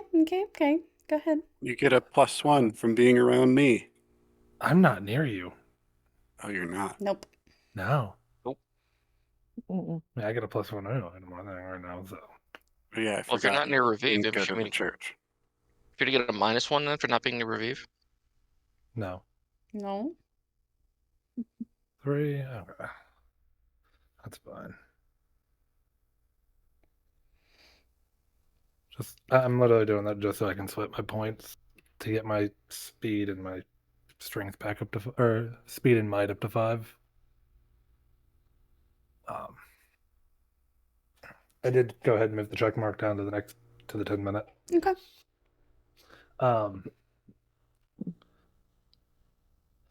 As soon as the rain hits and everything from Reviv's storm, as soon as it's over, I hold up the amulet with the one in it, the other 8 on my shoulders. Any shuck you find, and I draw a little the best little diagram of a shuck I can do. Little You corn husk actually know body. you can probably just think it. I think it, but I still draw it just for the sake of drawing it. Find any of these, burn them to ash. The town is collateral damage. It can be rebuilt. Okay. And I will let you know there are 8. Mm-hmm. So you have just enough to get them all if you roll well enough. So let's have Glenn do a little bit of hunting.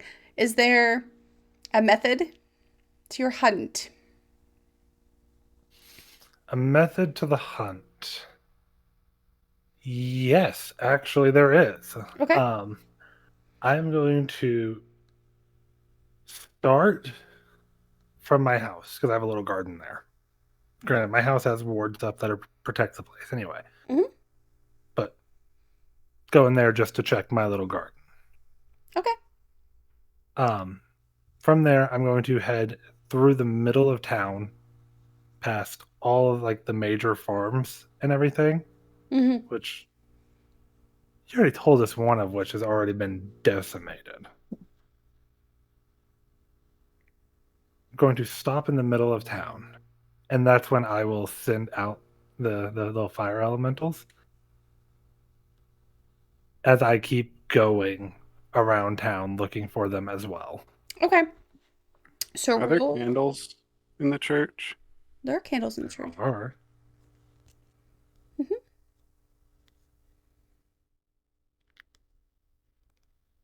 but All yes.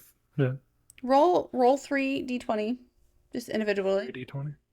Yep. Oh. 4, 8, and 4.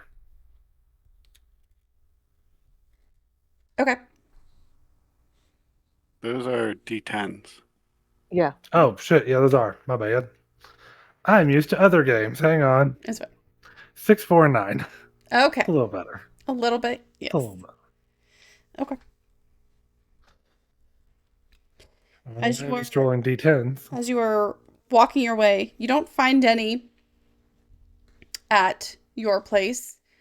You don't find anything at the master's farm. But you do find one as you are heading toward the main crossroad in town. And you just kind of like flick a hand and one of the embers shoots off of your shoulders and pounds into this shuck. It gibbers and rustles and crackles. And it takes a second for it to actually catch fire because it's gotten drenched in the rain. Yeah. But it does eventually just shoot off in flame and crumple. I did tell the elementals that the buildings are collateral.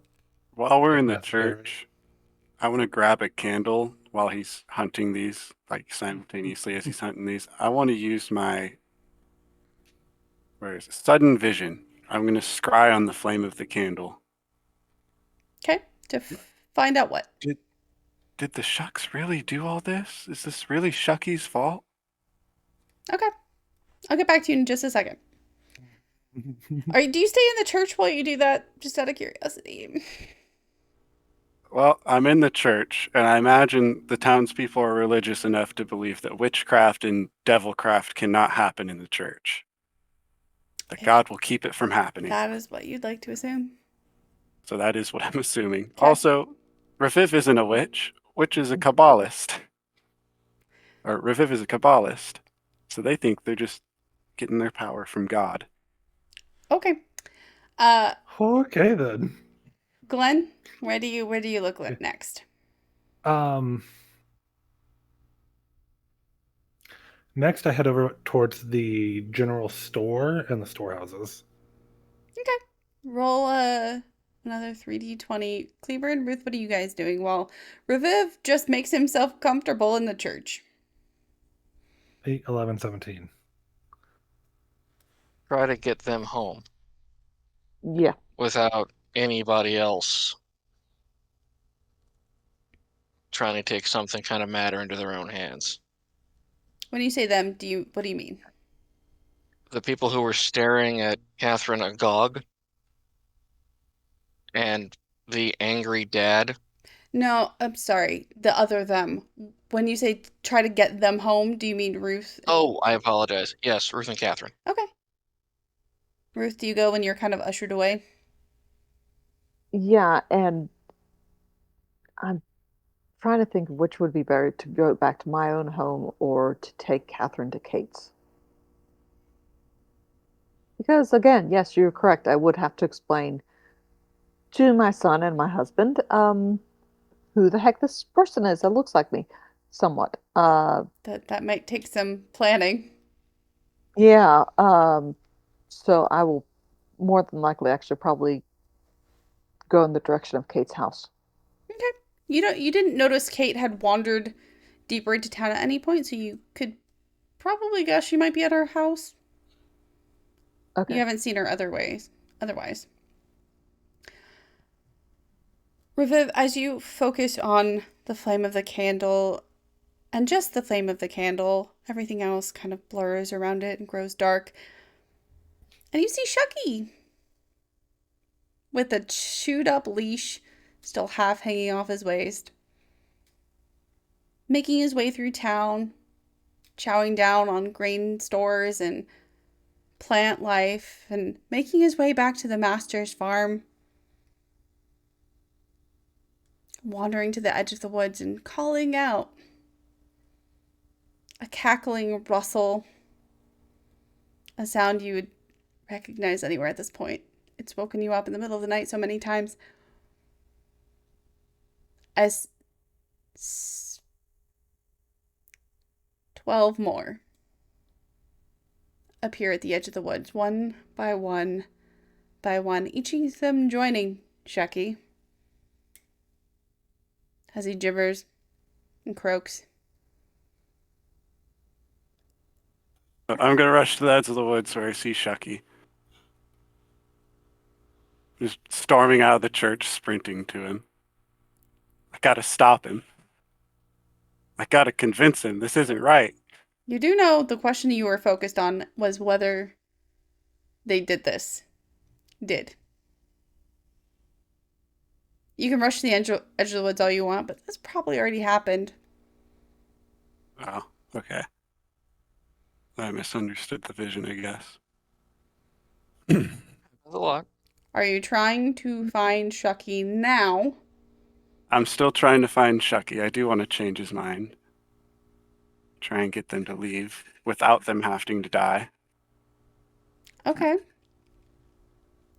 You kind of see and fast forward as these monsters plow through the master's farm, move on. One of them actually takes a bite out of a live chicken. You see them move on to the general store, scooping fistfuls of grain, and it doesn't take very long at all for them to mow through the town, breaking open grain bins, breaking into houses, trying to eat pets.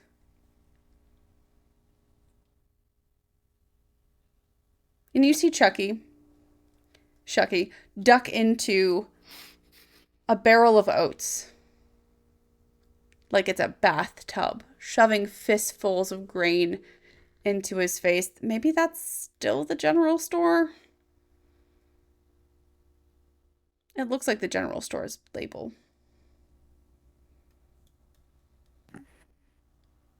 Seeing him, Shucky, stop! This is wrong. You don't have to be like this. But he doesn't hear you through the vision. Do you leave the church to go to the general store? Yes, I'm going to the general Okay. store. I thought I already started running out of the church to it. Okay. Oh, perfect. Glenn, as you make your way toward the shops in the area, you spot two more, flick embers at them, and they shoot off in flames. One of them runs down an alleyway and just thuds into the side of a building, knocking itself out before it's completely gone. But you've found 3 of them so far. Okay. Yeah, I haven't used either of my ciphers this whole game. Can go ahead and eat the molasses taffy. Use your next action by 3 steps. Okay. Perfect. Continuing on with my hunt. Like I said, the shops, the grain stores, or where the town silos and stuff. Okay. Anywhere that there would be food stored, basically, is where I'm hunting down. Since you went through the trouble of using a cipher, I'm so proud of you. I've been debating on when to use it. I was like, this is the to use this one. Go ahead and roll 5d20. I'll let you kind of quote circle back to the ones that you've missed so far.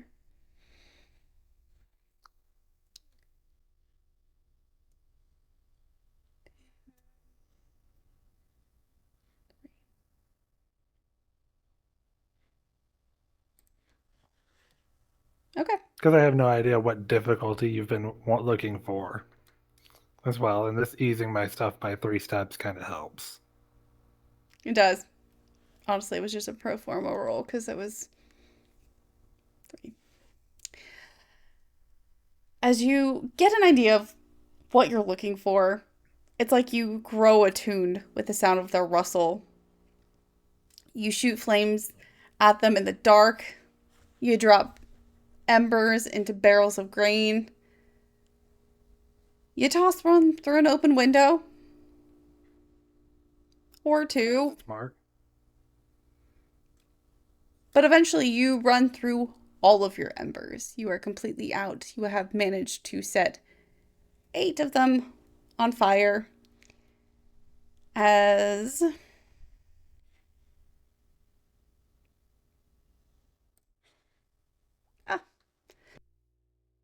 only one home is actively on fire. Homes can be rebuilt. There are a lot of food sources currently smoldering, but one residence is actually on fire. Evens or odds, Can Reviv? be rebuilt. Always odds. Odds are always in my favor. As you approach the general store, you hear a squawking rustle from underneath the top of a barrel that is currently on fire. Oats shooting up in the air as whatever is in there thrashes.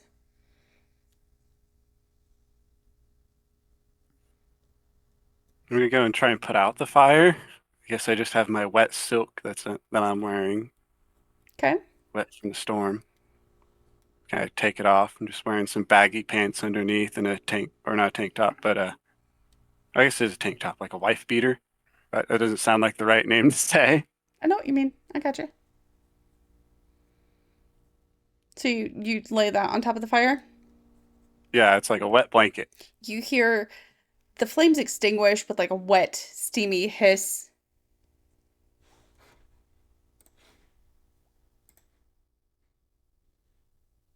Take 1 harm as the steam burns your fingers with the ferocity of it. The flames seem to go out. Chucky, is that you in there? More thrashing from underneath the silk. Pulling back the silk. Do I recognize them? You do. It's Shucky. Why did you do Half this? scorched. Shucky You can't have really. to stop. Shucky reaches into the barrel of charred oats and starts stuffing his face again. You're just hungry, aren't Tiny you? gremlin teeth gnashing. Corncob eyes staring up at you. They're never gonna stop, Reviv. They're gluttonous for a reason. And I stick the end of the crossbow in the barrel since it's stuffing its face. No, stop. I just pulled the trigger. I'll do it. I'll do it. Stop. Reviv's gonna give Chucky one last hug before Say it the right taking way. a step behind him. Hey, No, Mama. Reviv, It was my dog. Reviv, give me a speed roll really quick. It's okay if Hey. Chucky claws Reviv. Reviv's still gonna give them a hug. Take 4 damage as the ember of the elemental explodes back into fire. Just bursting flame right into your face mid-hug.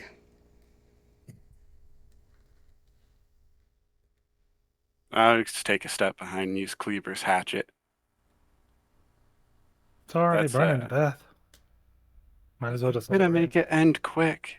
I don't want to see him suffer. Then roll your They're making the weapon. town suffer. I don't have it on my sheet. That's just a might, isn't it? Mm-hmm. Oh boy.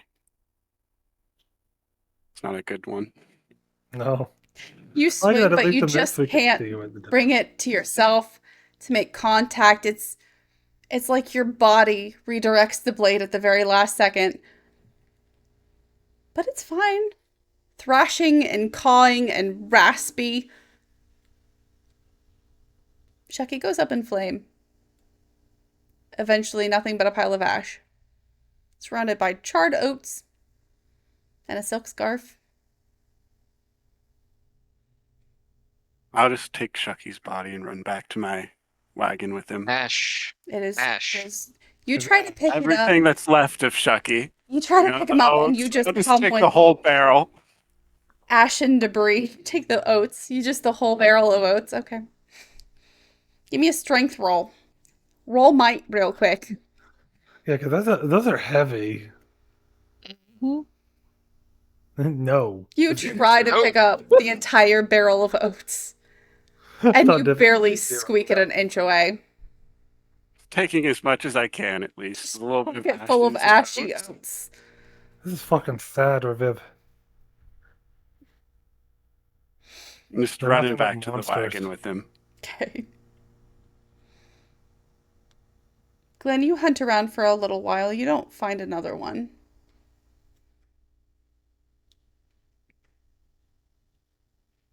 That's fine. Kleber, what do you do?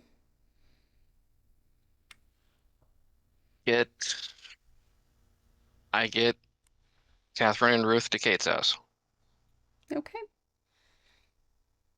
The three of you get to Kate's house about the time that fires start appearing throughout the town. No time for questions. Just get inside.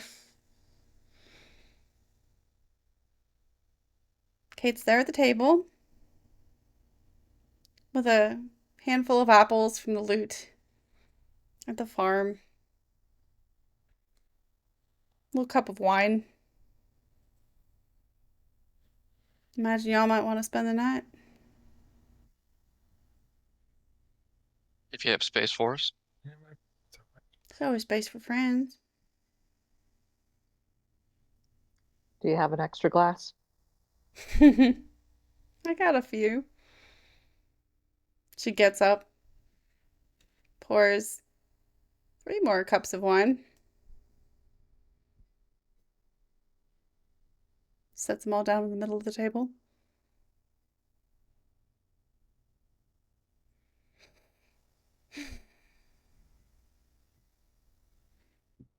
You think they're gonna stop them all?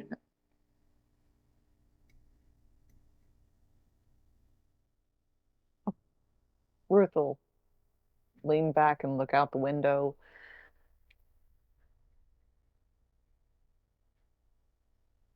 Possibly, maybe. Right now, I'm only in the headspace of handling one problem at a time right now. Which problem's that?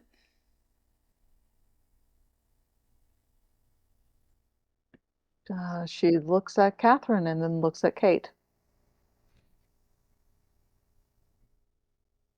Did you know? Did I know what? That my daughter was down there? Because the other you seemed to know you. Eventually.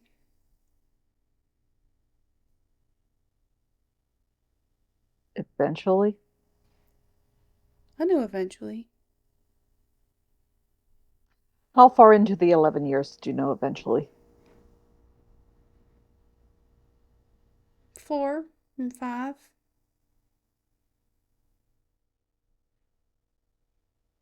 And you wouldn't tell me? You decide not to tell me any of this? I step closer to Ruth, sensing this may be an issue in a second. What would I have told you, Ruth?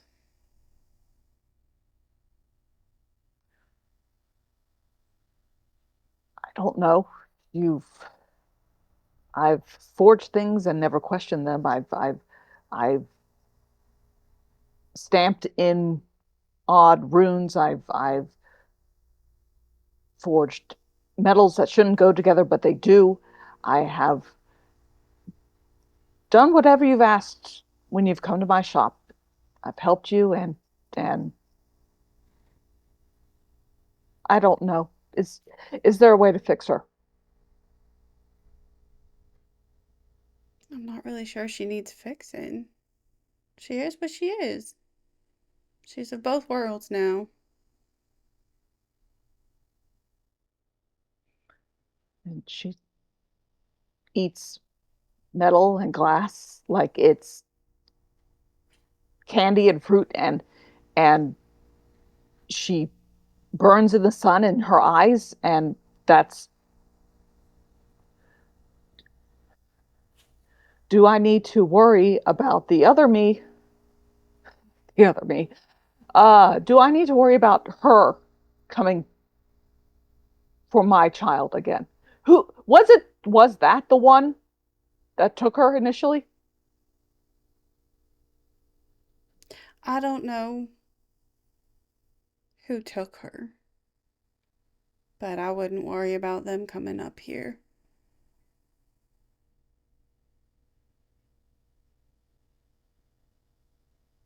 You could cross because you're alive. You could get out because you're alive.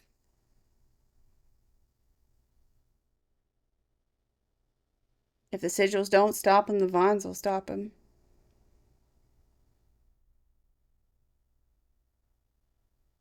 So And I very don't bad. think you have to worry about me. Is that why you gave Thomas the blanket, the quilt? So he couldn't go. So he wouldn't wanna.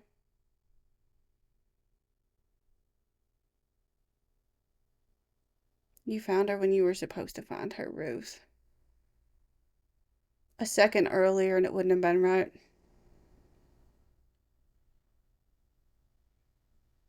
And a second later, Same. It's walking a tightrope.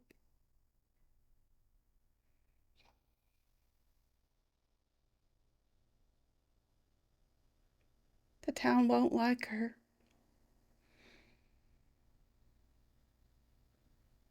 I can then they'll deal with me. find her They, some stuff to make her look more like you, but it's always temporary. And I don't know if she can. Just kind of pushes the extra cup of wine toward Catherine.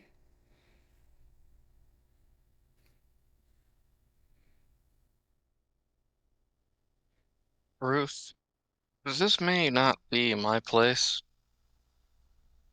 but the one thing you haven't done since we got back is ask your daughter what she wants. You're speaking about her as if she's not able to make her own decisions. She's been living and surviving. She's 14. She's old enough to at least have a word about her own fate.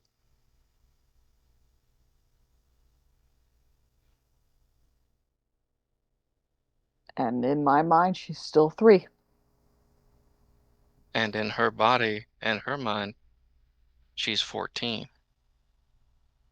How you see her and how she are different. And she's grown up. She's a young woman now.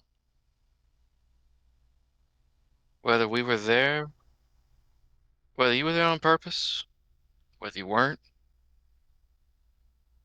doesn't change the fact that she's her own person with her own thoughts and her own opinions.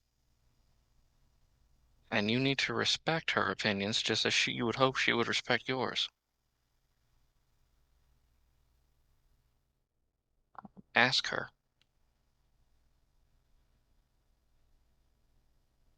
Ruth will nod, and she will a little reluctantly look over at Catherine and ask, "What would you like?" Hearing the cup slid over to her, Catherine will reach out, fingers wrapping around it. She seems to know what to do with it. When she brings it to her mouth, she doesn't try to eat the cup. Not yet. She tips it, Mm. gingerly sipping the liquid inside, kind of smacking her lips a little bit.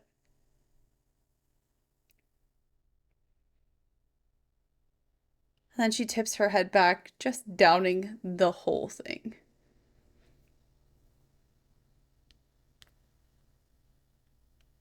Takes a little nibble off the edge of the cup and then turns to look at you, Ruth. A small smile. You haven't seen that smile in over a decade. She seems so sweet and satisfied.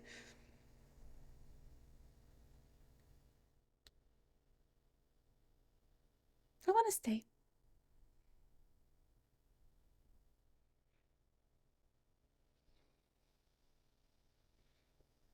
Crunch.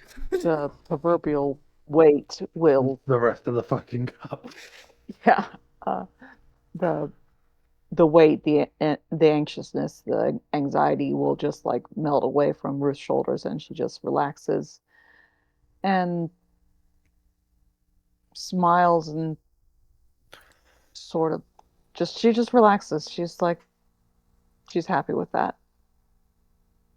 You know what? I'm happy with that. I think we'll wrap up here for tonight. How dare. I had more shit I wanted to do. Amen. Had more hunting to do. Raviv has to give Shucky a funeral. Oh, Chucky doesn't need a fucking funeral with a gremlin demon. Nick, it's fine. You definitely solved the problem. Good job, everyone. No, I didn't. Never mind, there's still I've reduced more the of them. impact currently. 4. There's 4 more. There was There's Shucky 4 more. plus 12 more. Shucky Yeah, plus but they 12 makes You 13. did see one of the townsfolk kill one. Oh yeah, So- oh yeah. I 4 forgot about more. that one. You don't know how many Fairly you soon. got to before you arrived. Just saying. Good job, everybody. This You is- know what time it is. You know what time it is. Best time. At 11:30. 11:32. 10:32. What's the future time bullshit? We live in the future, just like Kate. Hey, Ashley, who's gonna get your props?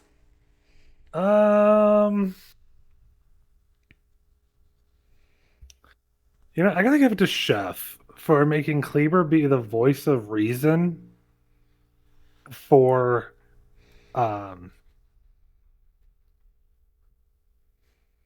God, what is your character's name again, Lou? Ruth, Ruth? Yeah. For Ruth. And ask your daughter what she wants. Consent is important. Mitch. mhm. Man, well, I was gonna say Cleaver, but I don't want to do a repeat. Let me go with Glenn for the. This is why you kill them. Just not apologetic I at all. told Not you. like, oh, I'm sorry, Raviv, but this is what happens. This is why you kill them. You've known since day one of interacting with those things that if Glenn ever got his hands on Shucky, he was going to kill it. There is no apology in that. As advertised. Chef. Oh, I gotta give it to Ruth. Just the sheer width and depth of emotion that Ruth had to go through between scared mom trying to protect what she doesn't understand,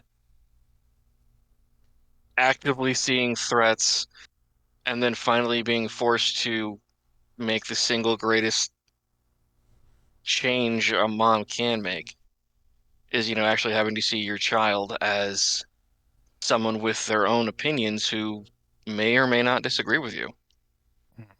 It's Heck indeed. Nice. And Lou, your turn. Mitch, you are a chaos gremlin. I'm. That's the props there. That That's it. That's the whole thing. Perfect. That's literally a fucking understatement. get back to the village. All chaos breaks loose. Instantly, without warning. If there is one thing you can count on almost any Mitch character to do, it is whatever you don't think he's going to do. No. Mhm. There's 2 things. That and adopt a fucking pet. Also true. I've Also- only done that once. Great Wow. job. you guys. I've been joined tonight by Ashley the Everything playing Glenn, Mitch playing Reviv, Chef playing Kleber, and the Lujag playing Ruth. If you've enjoyed this and you are on YouTube, give us a little likey, a little subscribey, a little commenty, please. Appease the internet gods. I try to. This is one of 3 games we are currently running. We have this game. On Fridays on Twitch, we have Vampire run by who? That guy. Right there. And on Sundays, we have Everyday Hero Resident Evil themed game run by our DM Daddy. And we have so many games coming up. So, if you're on our Discord, you can sign up right now for Glenn Dizzle's second game on the channel, A Humblewood Tales of the Valiant Animal Heist. It's animal crime. You can also sign up for DM Daddy's new 5th edition werewolf game set in the bayou. And coming up soon, you could also maybe sign up for a limited edition little shorty miniseries Shadowrun holiday special. It's a holiday special of run by one lovely DM Duchess right there. Someone else has to do your shout out for you. I have yet to ever see a holiday game that was not epic in its scale and ratchet in its execution. I have to say, I mean that in the most loving way. Relaying my idea to Mateo and his excitement about my idea made me more excited about my idea, so should be fun. Oh, I can only. And now we are excited about your idea. Not even knowing. Completely terrified. Sign-ups for that will be soon. Because it'll start soon. I don't think I can top that, but I'm sure gonna try. And finally, Patreon. If you have extra cash, we'll take it. That's it. Have a good night, everybody. Thank you for joining us.